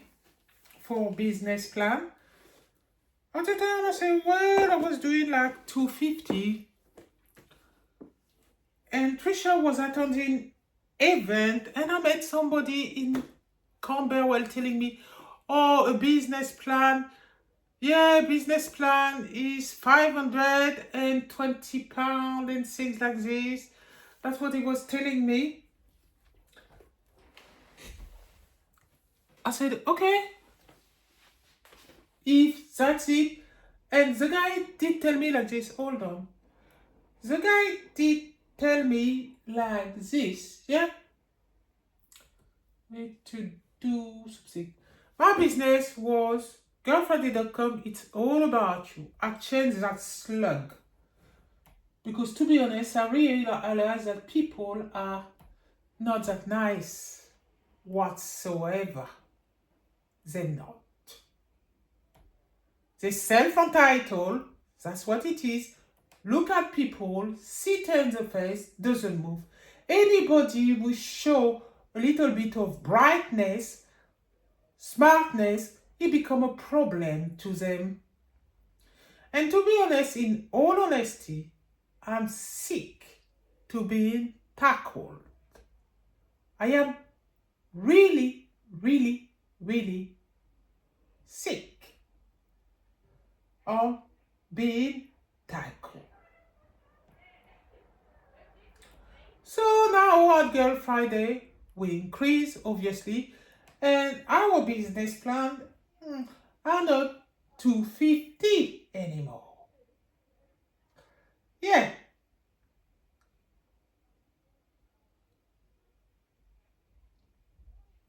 I put them as, if I review your business plan and marketing plan, I put it at £1,600 because I think this is a good price now because we mature in business.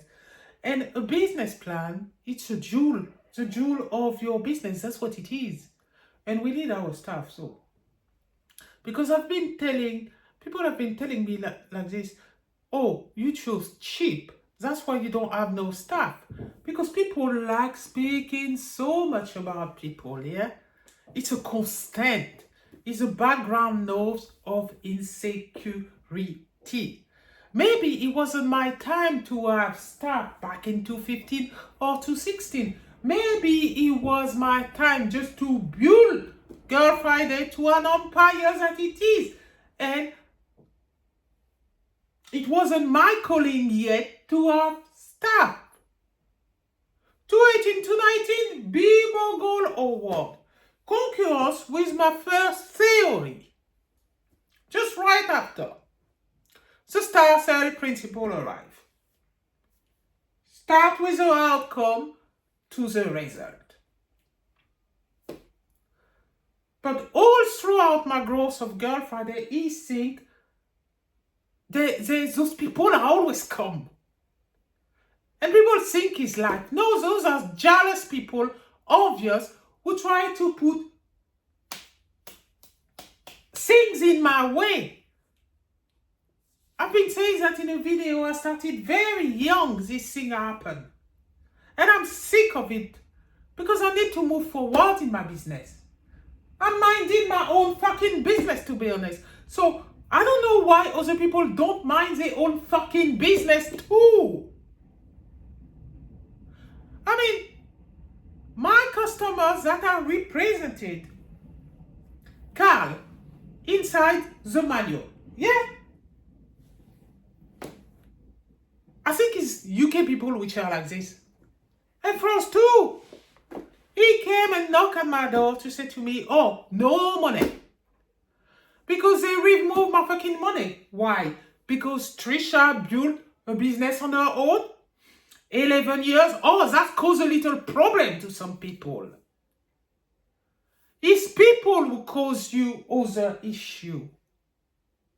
It's rarely you.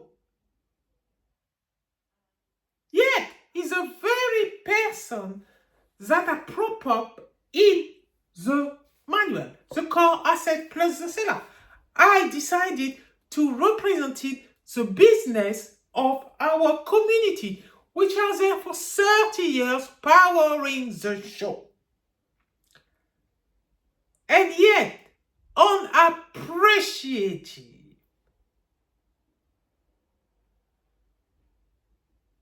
I put them in a book. They never asked me anything. I gave the book to everybody that are represented in that book. Yeah. And in that one. Because it was a fantastic thing to think about people and those staple businesses which are there for before I came in move in Camberwell to represent them in them because they're the one who powering the show, who feed in the economy.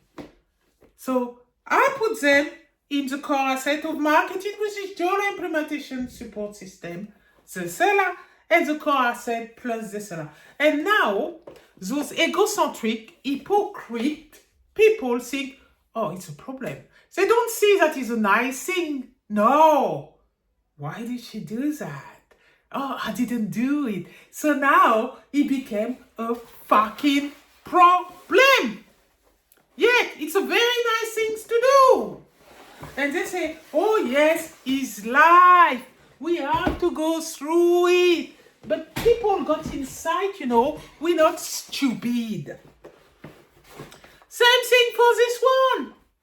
I didn't represent anybody on this one. I just decided to write an non-obvious explosive idea because I put all my theory developments through meditating. Now, oh, this is good. Now it become a problem. Oh, and they call it another setback in business. How many setback in business I'm gonna have? With all honesty. Because that's becoming fucking ridiculous. I begin to really think they don't like smart people.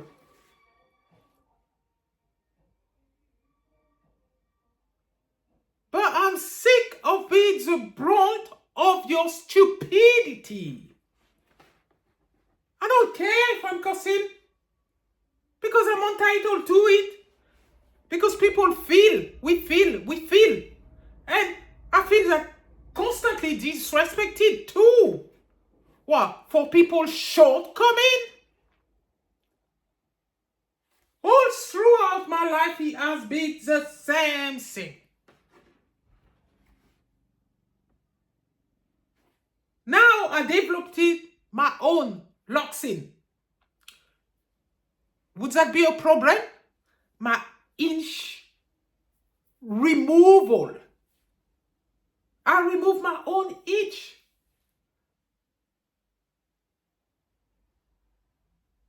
Is that a problem for people? Because I'm sick of your shortcoming. your insecurity, and you apply it on people and you think it's okay. I mean, Carl, who had his own period of setback when they tried to close the garage, I was very nice to represent him inside the book. Because that's a business event like anything. I represented COVID-19 in there. Oh, because Trisha did that, she got the insight to do this. And most people don't do this. So you take two people to write a book. No, I wrote a book, two books simultaneously. Oh, there's a problem for people there. Because their eyes is cut on other people development. Whatever other people do, oh, it's a problem. She's on her own and she's doing this. All throughout my life, I got this. When I was working, same thing. I'm professional, accountable. Try to fucking cause me a problem. In my 50, it's the same shit was happening again.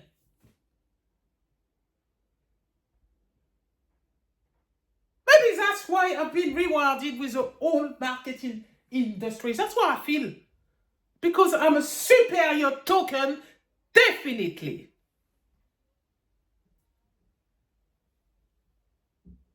I'm a theorist. And I take my place. Definitely. And if I curse and say I don't give a fuck about you, I don't. Because I've realized customers are not that nice. Customers are people. And people will say, oh, it's all about the customer, you know. It's all about them. No, when you run a business. No, it's not. Because customers are people. And people are not that nice. So after they're going to say like this, oh, you're not successful. You don't know how to run your business. You don't know how to make your money or things like this. No, it's not me. It's you people. You have a problem.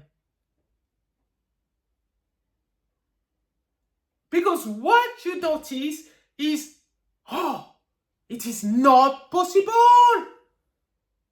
How she started a business on her own. In 2015.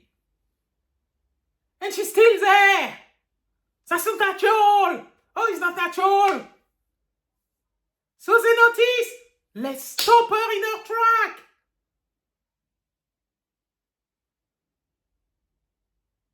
Because most people don't do that. So, oh, it must be a problem. Why does she do it? We don't do it. Because most people are insecure, sit on the fence, and don't do jack for themselves. So, this is why when people look at me, oh, she even created her own school. It must be unnatural. So they try to stop me in my track. And this is not competition, you know, because I already beat the competition and down. No, it's jealousy, egocentrism. That's what it is. It's nothing else than this. The whole fucking adage. And now they disguise it in business that it is set back again. I don't think it is. Why do I say this? Because people have knocked my door on 28 Cambria Road there. Two white ladies first. Coming out of nowhere. Would have thought that they would have put an appointment. Book an appointment, yeah? Telling me like this, oh, you don't remember. Oh, you don't remember. Twice. Yeah? Even my own freaking boyfriend, Paul, calling me to tell me, oh, money is no problem. Then, oh, you don't remember. Insecure people. They watch, they don't move, stuck in the same fucking job, sitting on the fence, and looking at what I'm doing. Very wrong. And yet they're yamming, telling people, oh, you don't do this, you don't do that. All throughout my life, I met those insecure people.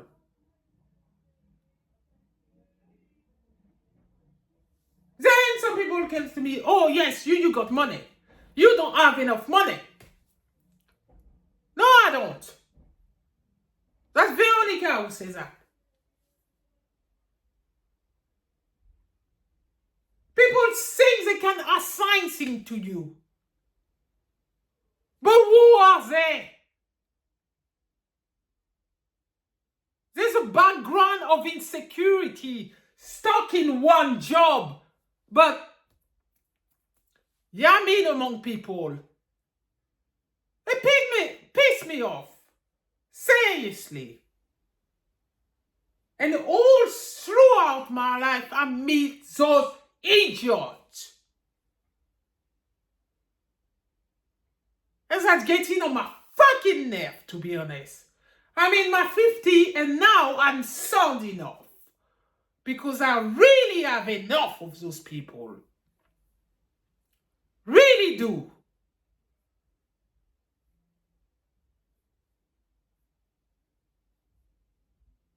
And I know they're going to have Ahmad Selmethod, all of you, on your fucking wall. This is it. Sick of it.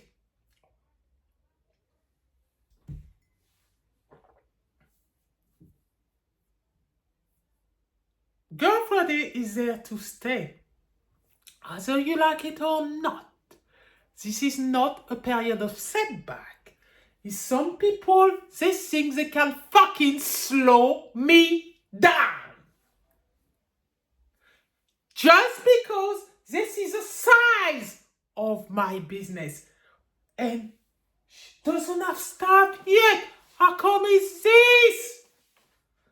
Plus, the woman says she built her own school. The cat got the cream online business school. I want trailblazers in there. But no, it's a problem. It is a problem. But the problem is you, not me. You're not moving. You are insecure. And I'm sick of being the brunt of your insecurity. My customer's gonna come back very fast.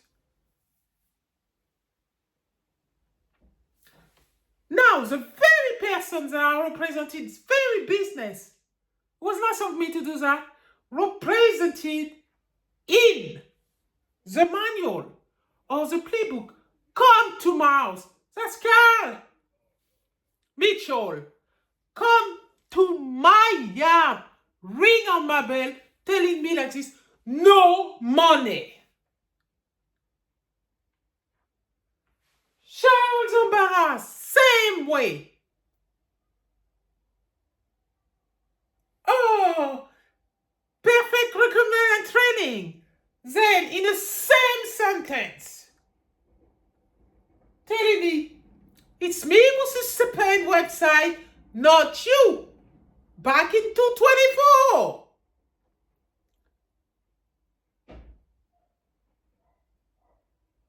But yet, who helped those people? Me.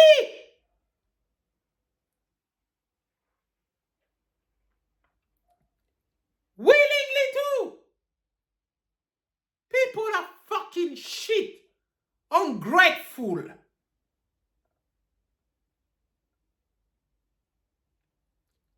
And to be honest, I'm sick of you. Bunch of hypocrite liars. And I'm quite right to say imbecile, idiot.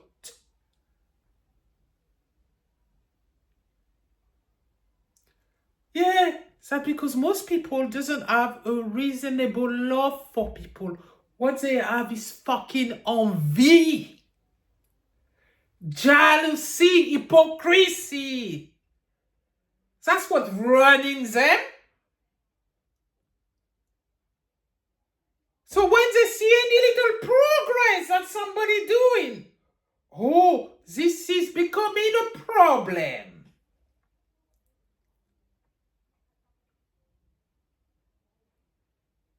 Well, you see, this business there is here to stay.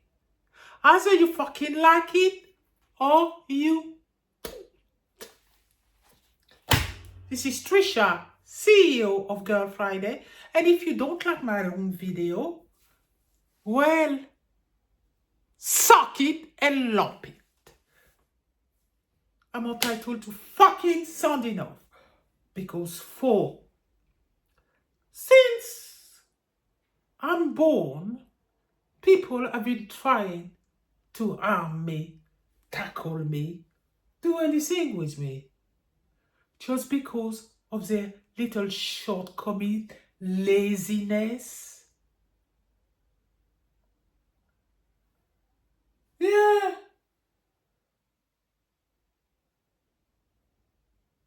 Girl Friday, you see, is here to stay.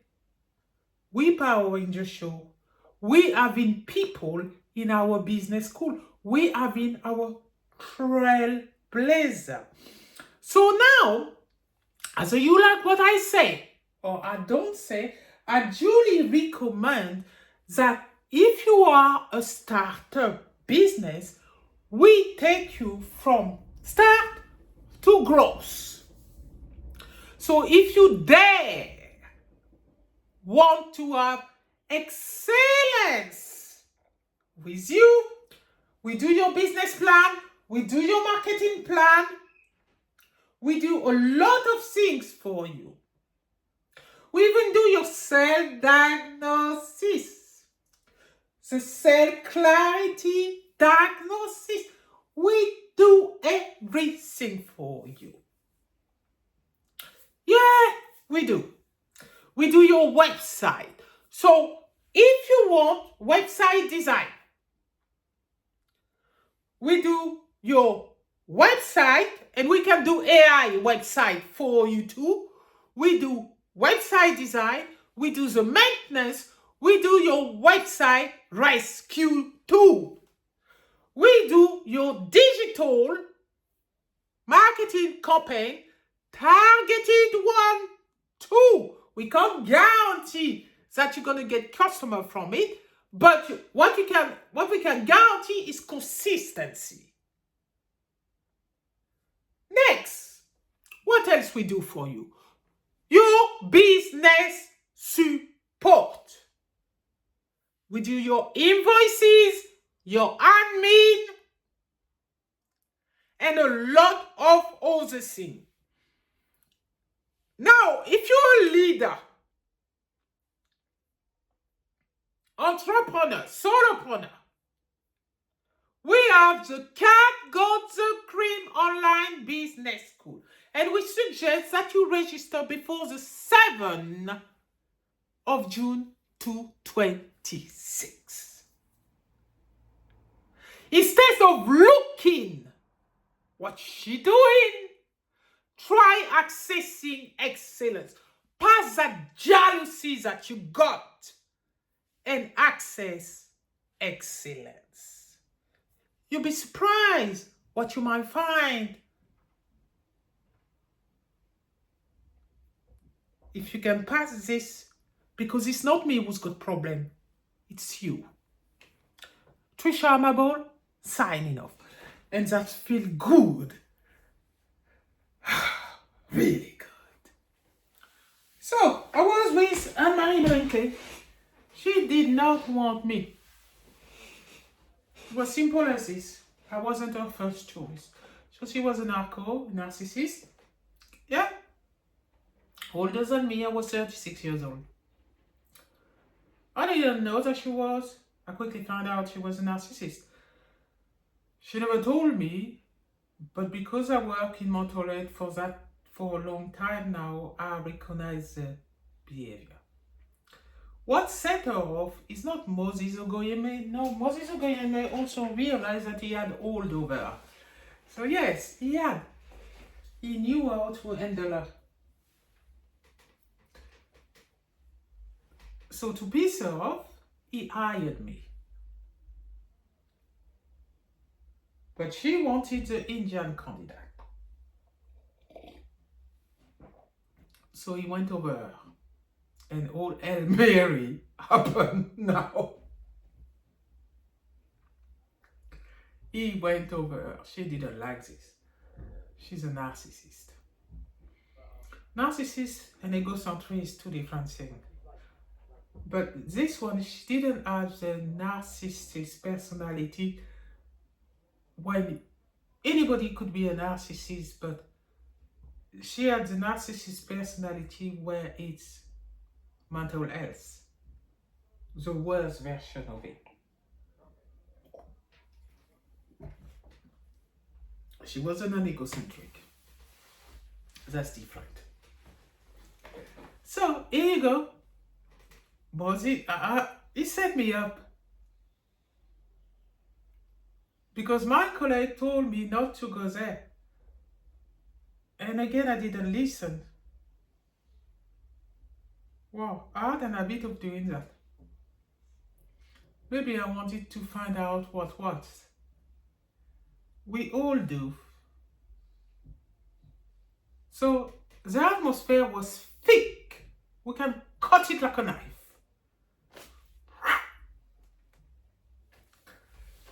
Fear! She was running the ship with fear.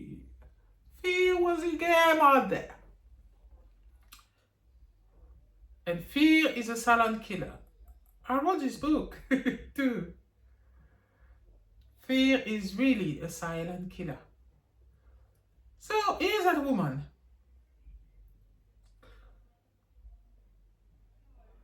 And she was French too. Moses Ogoyemi set me up. He saw me coming with this one. So, Trisha got the job. She told him blatantly, because she was my friend, she told him blatantly that, hey, I didn't select Patricia Hamad. Okay. Then Moses told her like this. She was the best candidate for the post. Anne-Marie. Yeah. So basically, he told her it was a fair choice. And it just so happened, amazing how life is.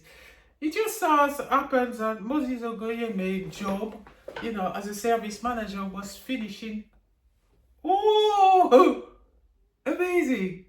On the days that I got hired and Simon. All right. The next few days, it was his last day in the job. Yeah. Okay. That could happen. It was his last day in the job. So, Trisha, me is my day to start.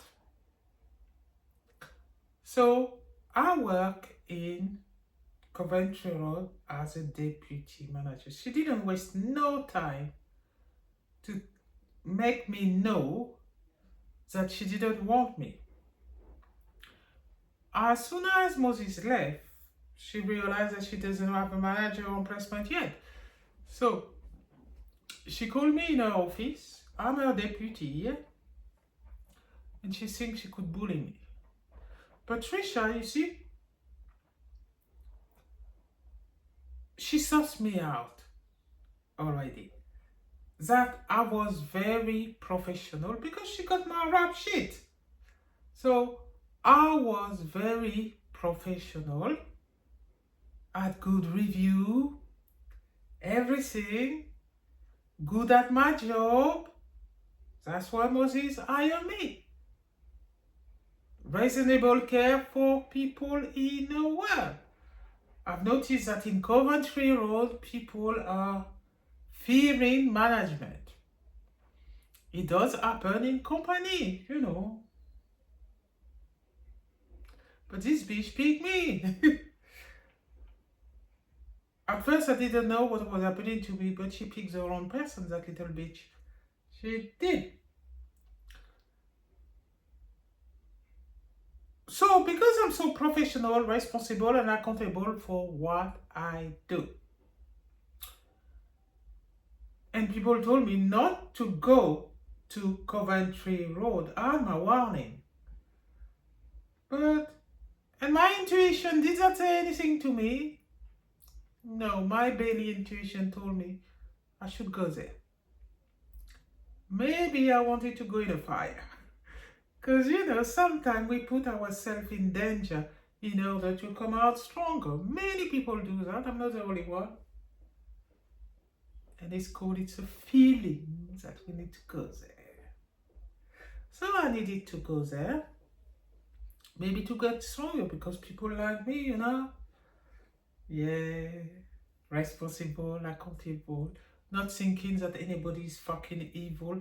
Even though when I was 15, I see evil. I put myself in it. Witchy board and the fire outside in love.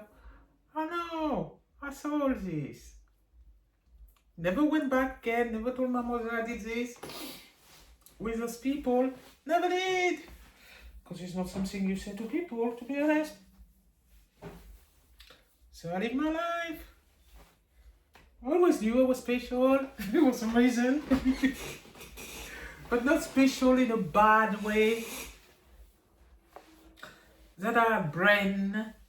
But I always knew that people don't like genius people. Oh no, they don't. It was a feeling. That's why I never boast about it. There's no need. Even now, in my 50s, nah. People call me genius because I updated the whole marketing and destroy on my own. Don't need to boast anything. I like to be among people. I'm a person like anybody else. And I'm not the smartest, nor the brightest. Mind you, the people who create robots, you have mental health. Might be a bit of autism. But there's one side of your brain, your cognitive brain.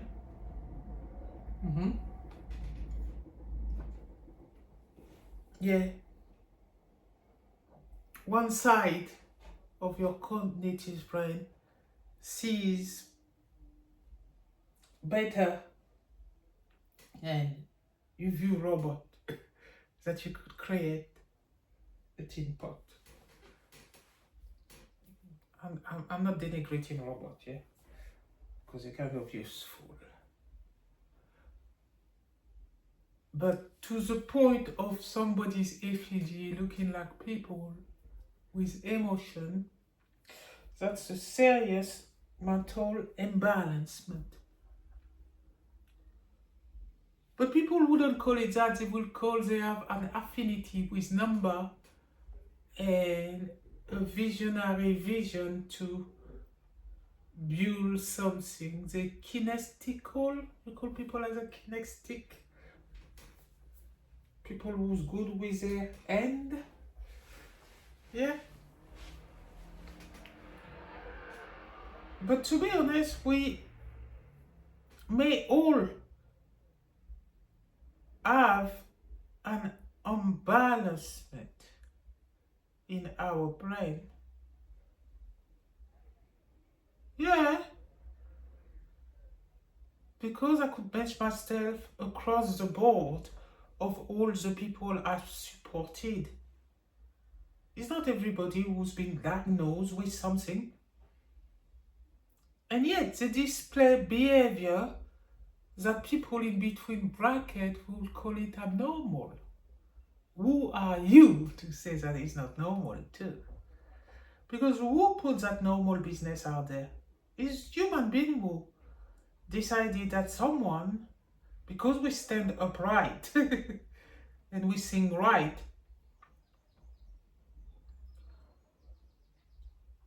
we don't harm anyone, and we do good in society. Yes, we are normal. And somebody who show different behavior, which is out of the norm,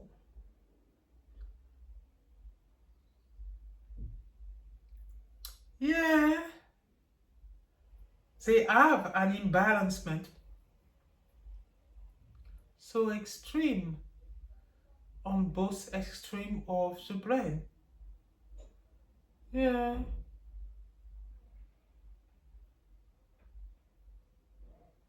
But in this life, we never know what could happen, so I truly believe that we shouldn't judge anyone. Who are you to judge? Who are you to be judge and jury and decide who live or die?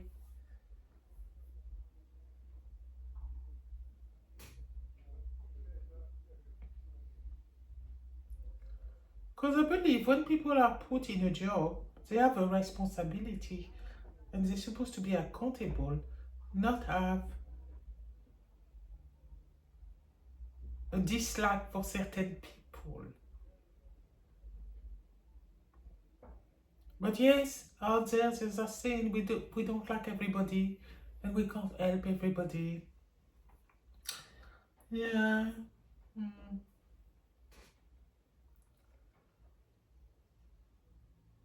Don't think I'm special.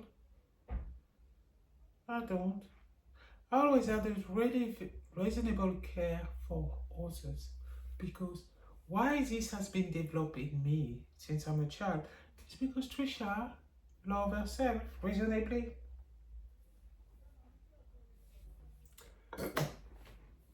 And I care for me, so I'm able to see other people. Anyway, we're not all the same. Should be smoking. Stop smoking.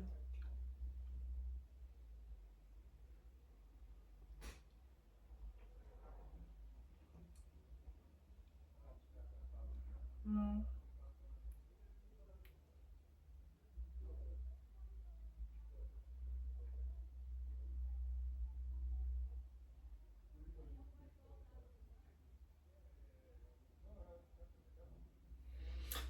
So, back again to this look ahead. But overall, Look Ahead was a good organization. They helped me with Girl Friday Welcome Pack. So you see, it wasn't all bad and doom. But let's go to this Anne-Marie Brinkley. Because after troubling me so much, she was French, just like me. And she told me like this. I can't believe this happened to me, but it did.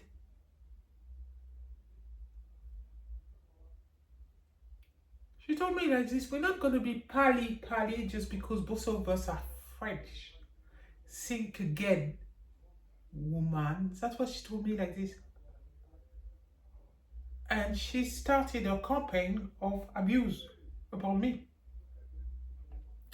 Then after she was honest, at some point, because she told me, I didn't want you. I didn't want to employ you.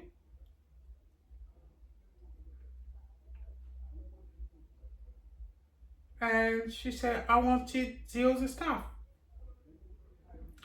And what did Trisha reply? I don't care if you like me or don't like me. I got the job fair and square, and I'm here to do my job to the best of my ability. Well, Anne-Marie Brinkley, my manager, decided not to train me. She was supposed to train me. That was her duty. About Coventry Road, she decided not to train me. No training for me. That's what she started with. Then after it was a pure embarrassment in front of the whole staff, she decided to say to me like this, in front of the staff. She said, "You're not supposed to listen to Trisha, your deputy manager, because I am the boss, I'm over her, and she's nothing to us." So she put everybody in the same pot. That was her tactic to humiliate me. And of course, the person that she decided who had the job, she propped her up and she said, "You will be managing the people. Trisha will be sitting down among the staff and not moving." So obviously, I never had those things happen to me. So Trisha was like, "What the fuck is happening?" She didn't awoke the beast in me yet. She did not. I was still too responsible, too accountable, way too professional. So of course I didn't understand what was happening.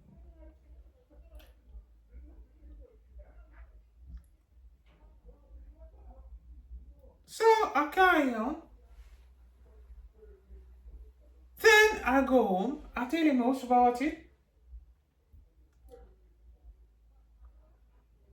But she was able to humiliate me so much that she activated me sleep talking. I woke up off my bed and start speaking about Amari Blankley all over the house, scaring the whole household too. Because my partner didn't understand what was happening. I was sleepwalking. Sleepwalking happened to me before. I don't need to be severely abused by Amari Blankley to sleepwalk. I have this ability. If even nothing is happening, my brain is so active sometimes that even in my sleep, I walk. I go to the toilet, I go to my kitchen, and I'm still sleeping. And I go up, I sit down in my desk, or I find myself back in my water. Yeah, that's an active brain, that's what it is. And sometimes I've got a full night's sleep, no sleepwalk. Anyway, what happened with Anna Brinkley? She noticed how professional I was. And she noticed she was getting ground on me for some reason. Because Trisha was stuck in herself. It can happen to anyone. I was stuck in myself. I knew I had to do something. But it was that professionalism was holding me down. I was so professional. Maybe I was too professional. Because I saw fighting with manager in look ahead. That did happen. Somebody fly up the angle and fight with manager. Did I think that wasn't not appropriate? Yeah, that manager did get it. But because I'm professional, deserve it, to be honest, when the staff fly up the handle and just, they were fighting like this at work. I thought the whole lot was unprofessional, but when I look who started the fight, it was the manager who was not very good. And the staff responded, "I'm gonna fucking beat you up. Who do you think you are?" All this happening in front of me at work. And people calling unprofessional, unprofessional. Yes, it was. But shit like this happened. So, Anne-Marie thought she had the upper hand because, I don't know, maybe she was expecting me to reply. But because Trisha was professional, And she had put in charge the person that she wanted. So when we're gonna go through things, sometimes we don't fucking realize it. But I was saying to myself all along, why is she disrespecting me? I didn't do nothing to that fucking bitch. That was my thought inside. But I go to work regardless every day because what? They paid me, yeah? So I need my money. I have my kid to feed. Everything goes in my head very quick as this. My children were young. Needed to pay my rent.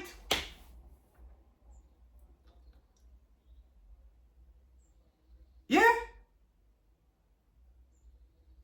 Amos was going AWOL too. So I had a lot of fire to put out. Yeah. A lot of them. Being 36 years old too, plus I put myself at university. LSBU University. I was studying programming, JavaScript. Yeah. I was doing all this and I was working in Coventry Road at the time too. So that will be 202, 203.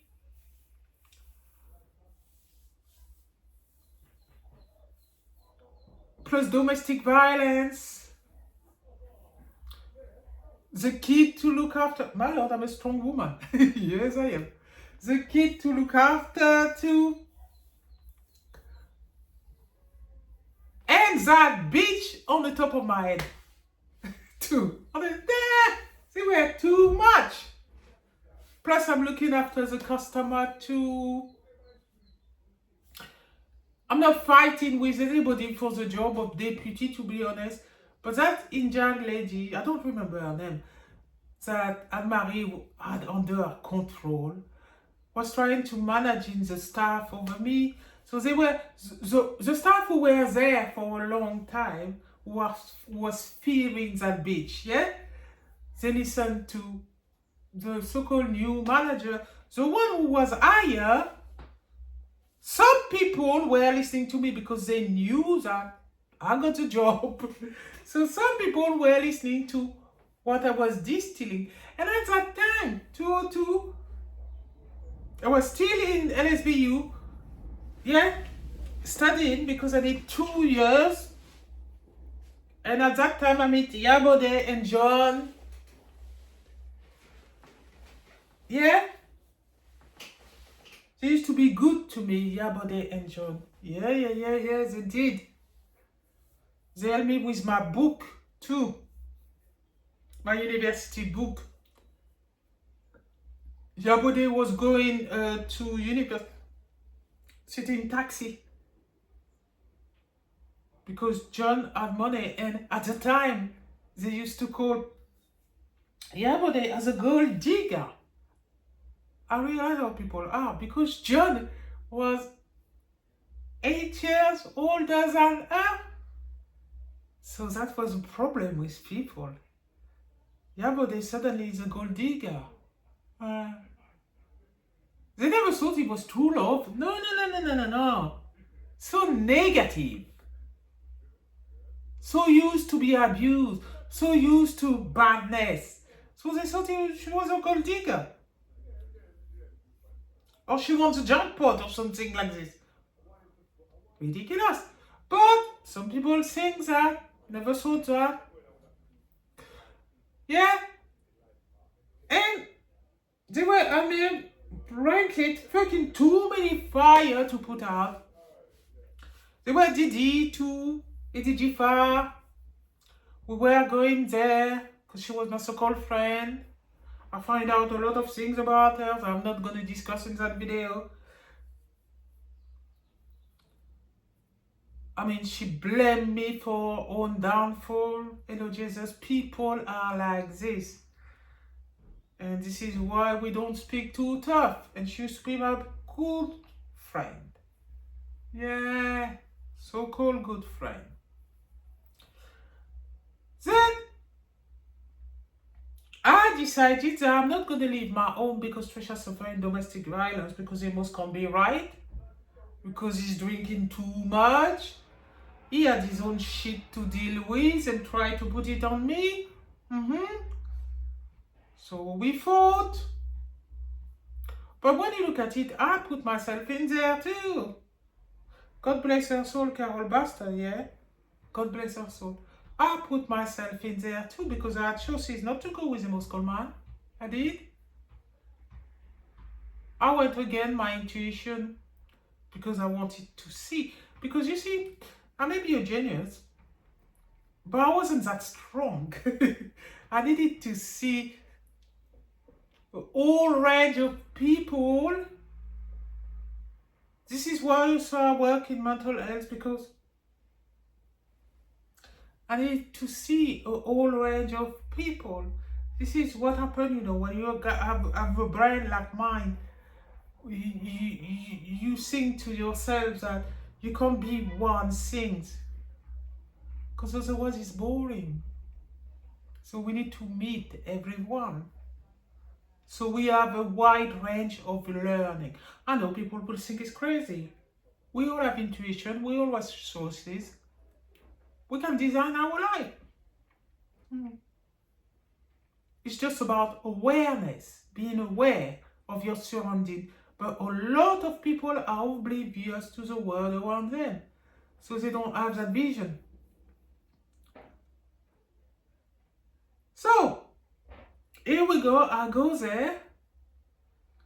I got too many fire to put out, but Trisha, LD needs strong, man. I want my kid to look after. Chelsea and Caprice, and I'm looking this small.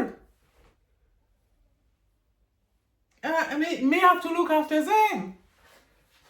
And the boss is going haywire with his little shit in his head. Plus, Anne-Marie decided that, boy, I wasn't the right choice. I had too many fire to put out. I was in my 30, 36, and everybody fucking tackled me. And boom, boom, boom. It was coming everywhere. Left, right, and center. Right. Plus, I remember that in Shepherd Bush, they told me, you shouldn't go and work there, Trisha. I had a whole heap of people telling me don't go there. But hey, one need to live a life. So I went there. On all cylinder. I did. Yeah, all cylinder. I just went like a bee on honey. Let's roll with this one. Left, right, and center people. Bam, bam, bam, bam, bam. So here we go. I'm fighting one everywhere. But people like to say too many fire to put out. But still, in my 30, 36, 37, 38, we go. Yeah. Then I met a homeless lady. She is Indian. And at that time also, I was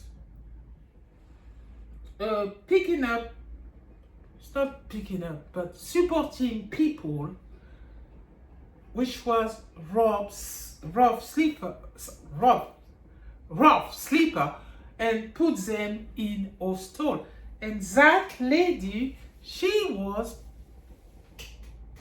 sleeping, she was homeless.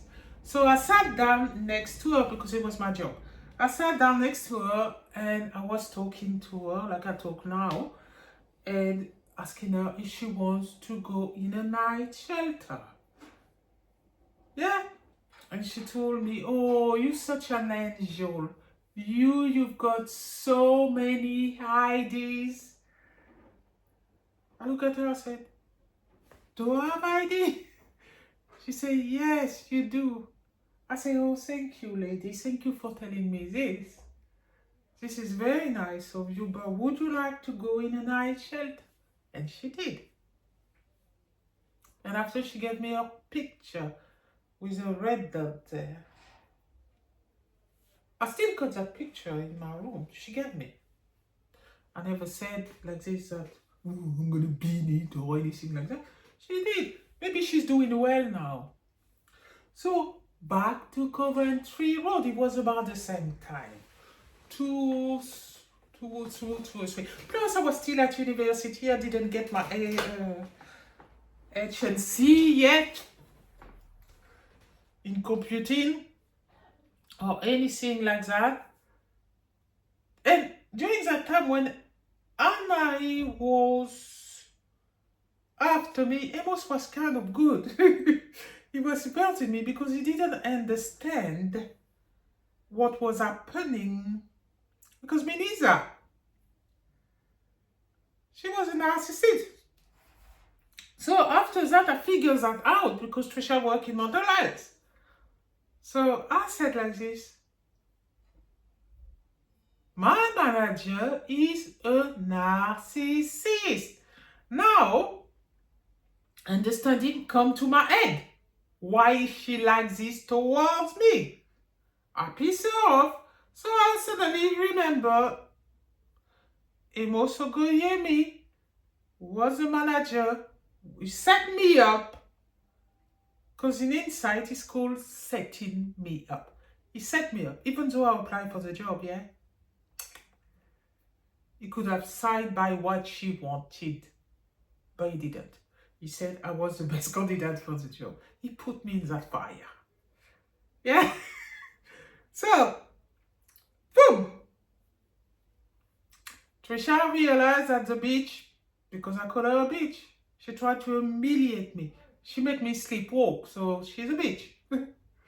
I don't care if she's got mental health or not. She is a bitch because she made me sleepwalk. And Eve, at the time, 96. Eve, come big.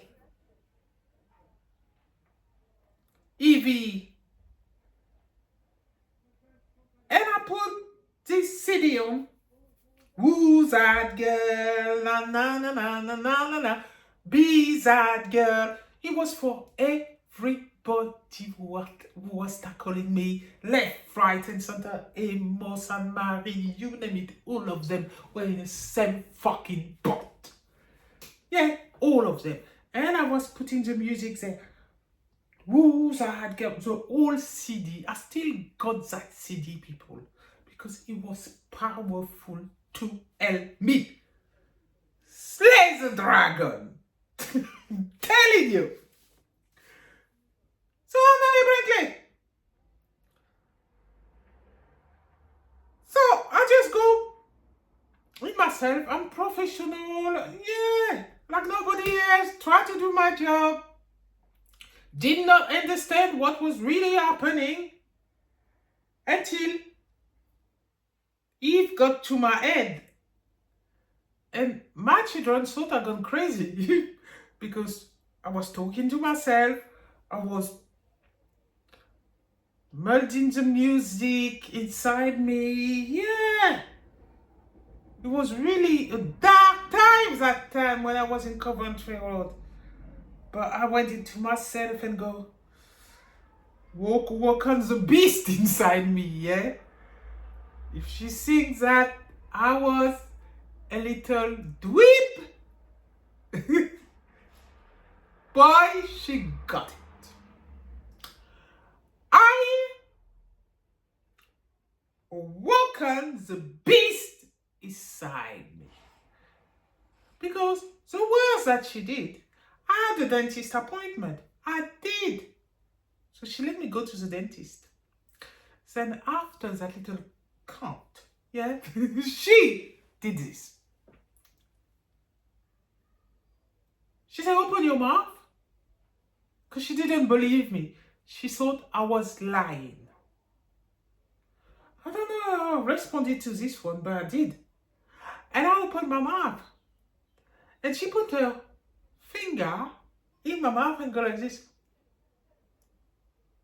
I don't see no feeling. So I look, I say, what is that bitch? I swear, I probably was bewitched or something like that for this to happen to me. And she said, I'm lying. She says, the dentist didn't put no feeling for you. I said, what? Then now my French come back. It did. Je lui ai dit comme ça, toi, tu sais pas avec qui tu joues là. Continue tes conneries et je te jure que tu vas pas savoir comment tu vas dormir.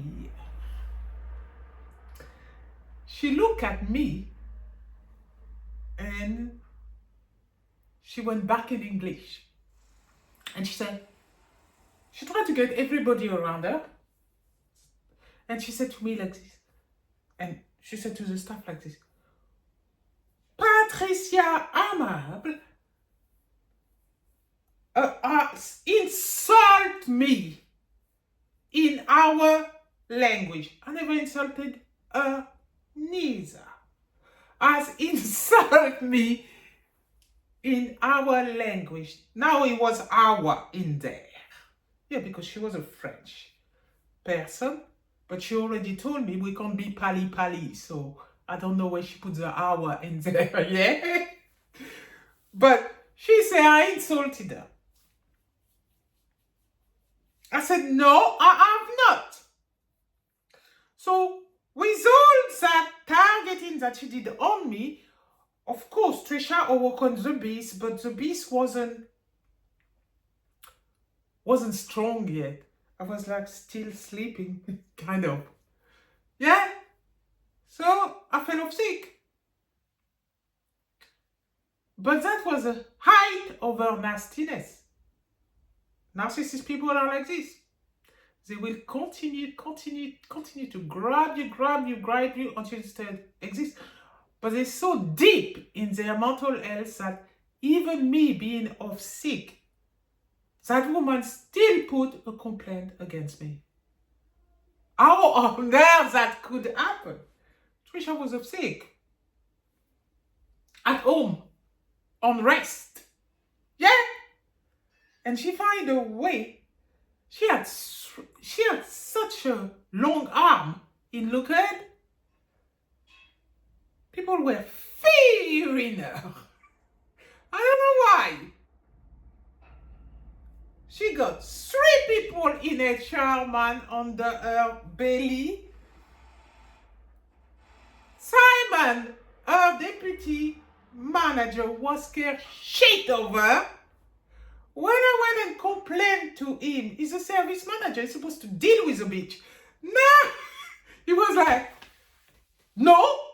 He actually told me no, that he wasn't even gonna do anything. He sided with her. I had to put the biggest complaint that they were in that Lookhead housing and care, man. That's why I will always praise Vicky Stark. Trust me. Because she swept the place. After I put that complaint, she just went, rah! Sacked everyone except Mary and moved me like for like post, isn't it? Because they give me another deputy manager in Lookhead. And it was a time where people think they could tackle me and abuse me. Never gonna mention this other one there, other woman. But after 8 years, I left Lookhead. Because Simon the Weasel, yeah. Of course, he got sacked, but he's got moved again where I was. Same place. So I said, nah, I had enough. And I left Lookhead. Because people tried to tackle me for a long time. But before that, I married Blanche. I gave her a gift. Oh, yes, I did. I did. Whitechapel, again, She took me on a lunch to discuss something with our deputy manager. But this lady, from 12 o'clock to 5 o'clock, she decided that she could abuse me, telling me all type of things. So it was night time too, winter. So I told her like this. I waited because Trisha's a bitch too. So it was my time. So I said like this, yeah, you continue. Go ahead, bitch. Go ahead. That's in my head. I'm not telling nothing to her. Because now I work in mental health for so long, so I know that narcissistic people, the way to take up their power, their all over people, is either to ignore them or grab them, put the fear of God inside them, and after they be kissing your feet. Here a strategy to do if you have a narcissist person with you. It's either you ignore them, move away, go, and they will be sounding up like mad, or you put the fear of God inside them and they think suddenly that you're stronger than them, and they will practically kiss your feet. This is what happened. Let me tell you the story there. So, I thought she had hold of me. But I already put that complaint in Looked, of course, because she was my manager and abusing her deputy, yeah? So, I put the complaint, but I didn't have no way because she had long arm. 3 HRs there. I had to bypass everyone, man. I needed to put this fire out. I had to bypass everyone and go to the chief executive because everybody in that time, I think, was either under control, or if they were not under control, they were not prepared to lift a finger to help anyone. And those things happen all the time. They will let you die in your own spit if they can, those people. They're the people who sit on a fence and never move a muscle in their life. Then when they go like this, what did I ever achieve in my life? Because they never try anything. And it was that time in Looked that I met those people. They exist. They're among us. So basically, I never felt that I was on my own though. I never did.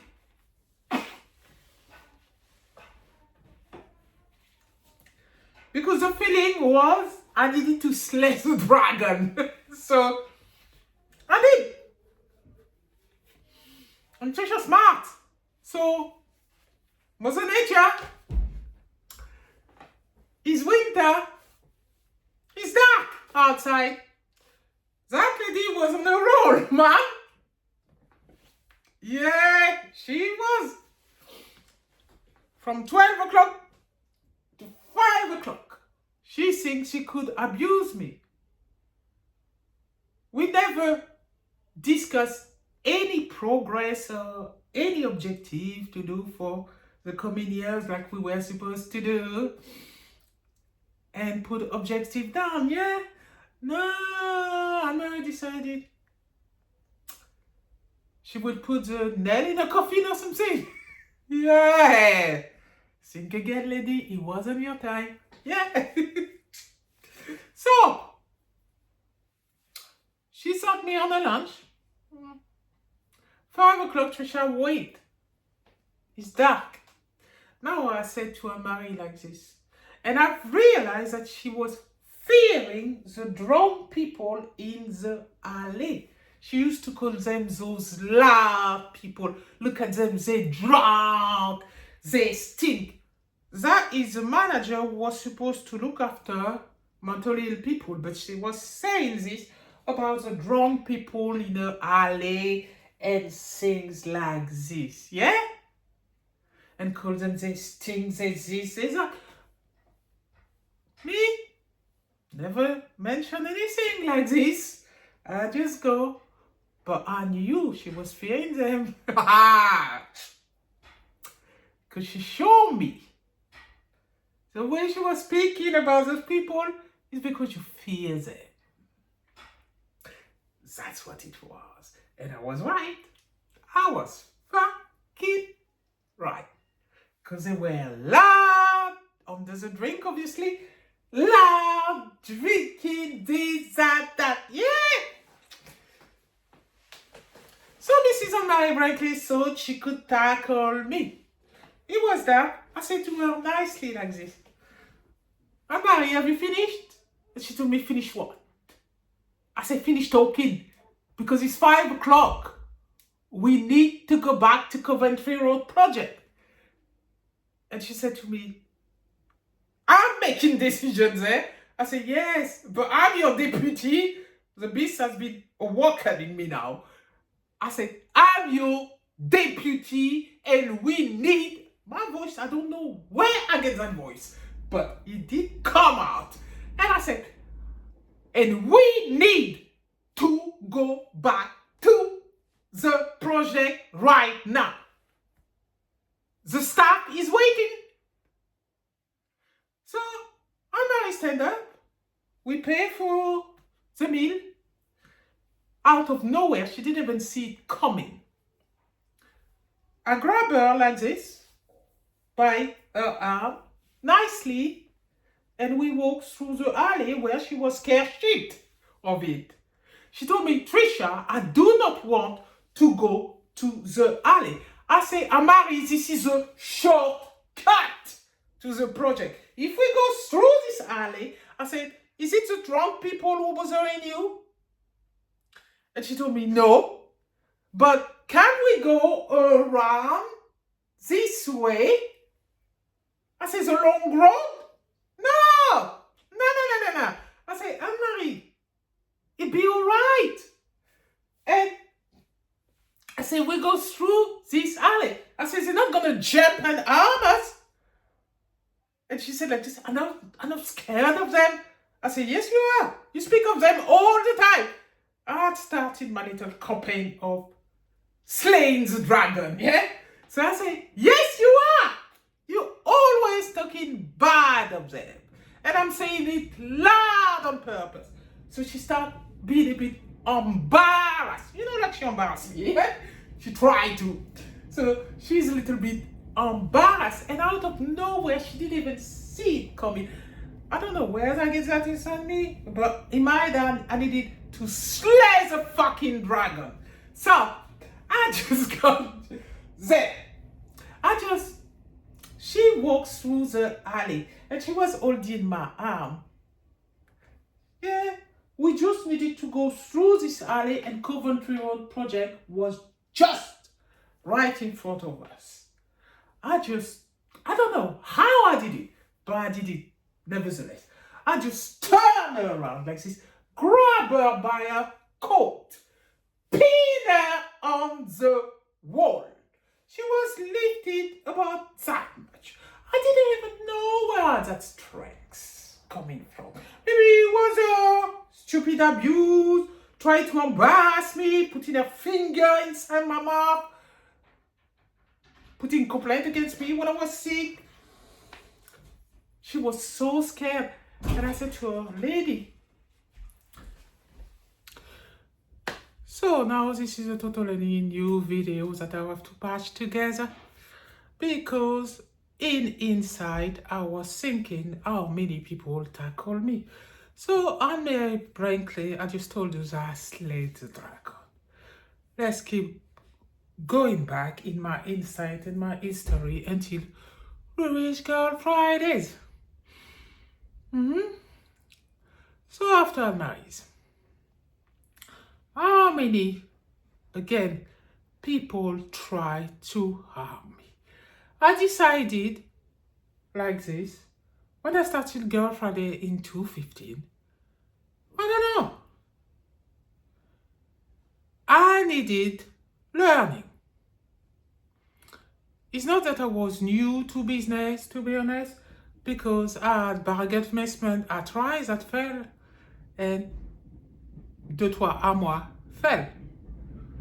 So from LSBU University, I remember that I studied programming, business, marketing, and so on. So when I started Girl Friday, I was well equipped. So I knew how to build a website, so I built my website. That's the second one that I built, girlfriday.com. Before that, I had Bargains Management website and De Toi à Moi website. At the time, it was template, the latest thing, and I could build a website from scratch. So the template took off and it was the latest thing now trending. Then now it's AI trending. Yeah. And I've built Girl Fridays. So Trisha, still the same person, strong in my resolve, sick of being tested, but strong in my resolve. And I guess people don't like me. They don't like smart people. I mean, Sofina was quite right, this bitch. Sorry to call you bitch, Sofina, but yeah, she double-crossed me. But it's not very nice to swear, but some people, who said I'm not supposed to swear? Because some people are not that nice, to be honest. They are not. They have a lot of shortcomings and they think they can say anything to people who's got a brain. Comparing themselves and their achievement against others. Who says that was right? It was always wrong to do. Distractions stump productivity. And that is the problem with the world. It is the distraction. And there is plenty distractions in the world to keep people down in their lane. Mobile phone created for distraction. Created a new distraction. Robot, another distraction. Keep you addicted to your phone. It's another distraction. It's a power force to keep you down. But I'm different from everybody. And here we go. I had cold for lunch. Let me have my coffee because it must have cooled down. Wow, it's still warm. Very good. It was proper hot. Today is called an inside video.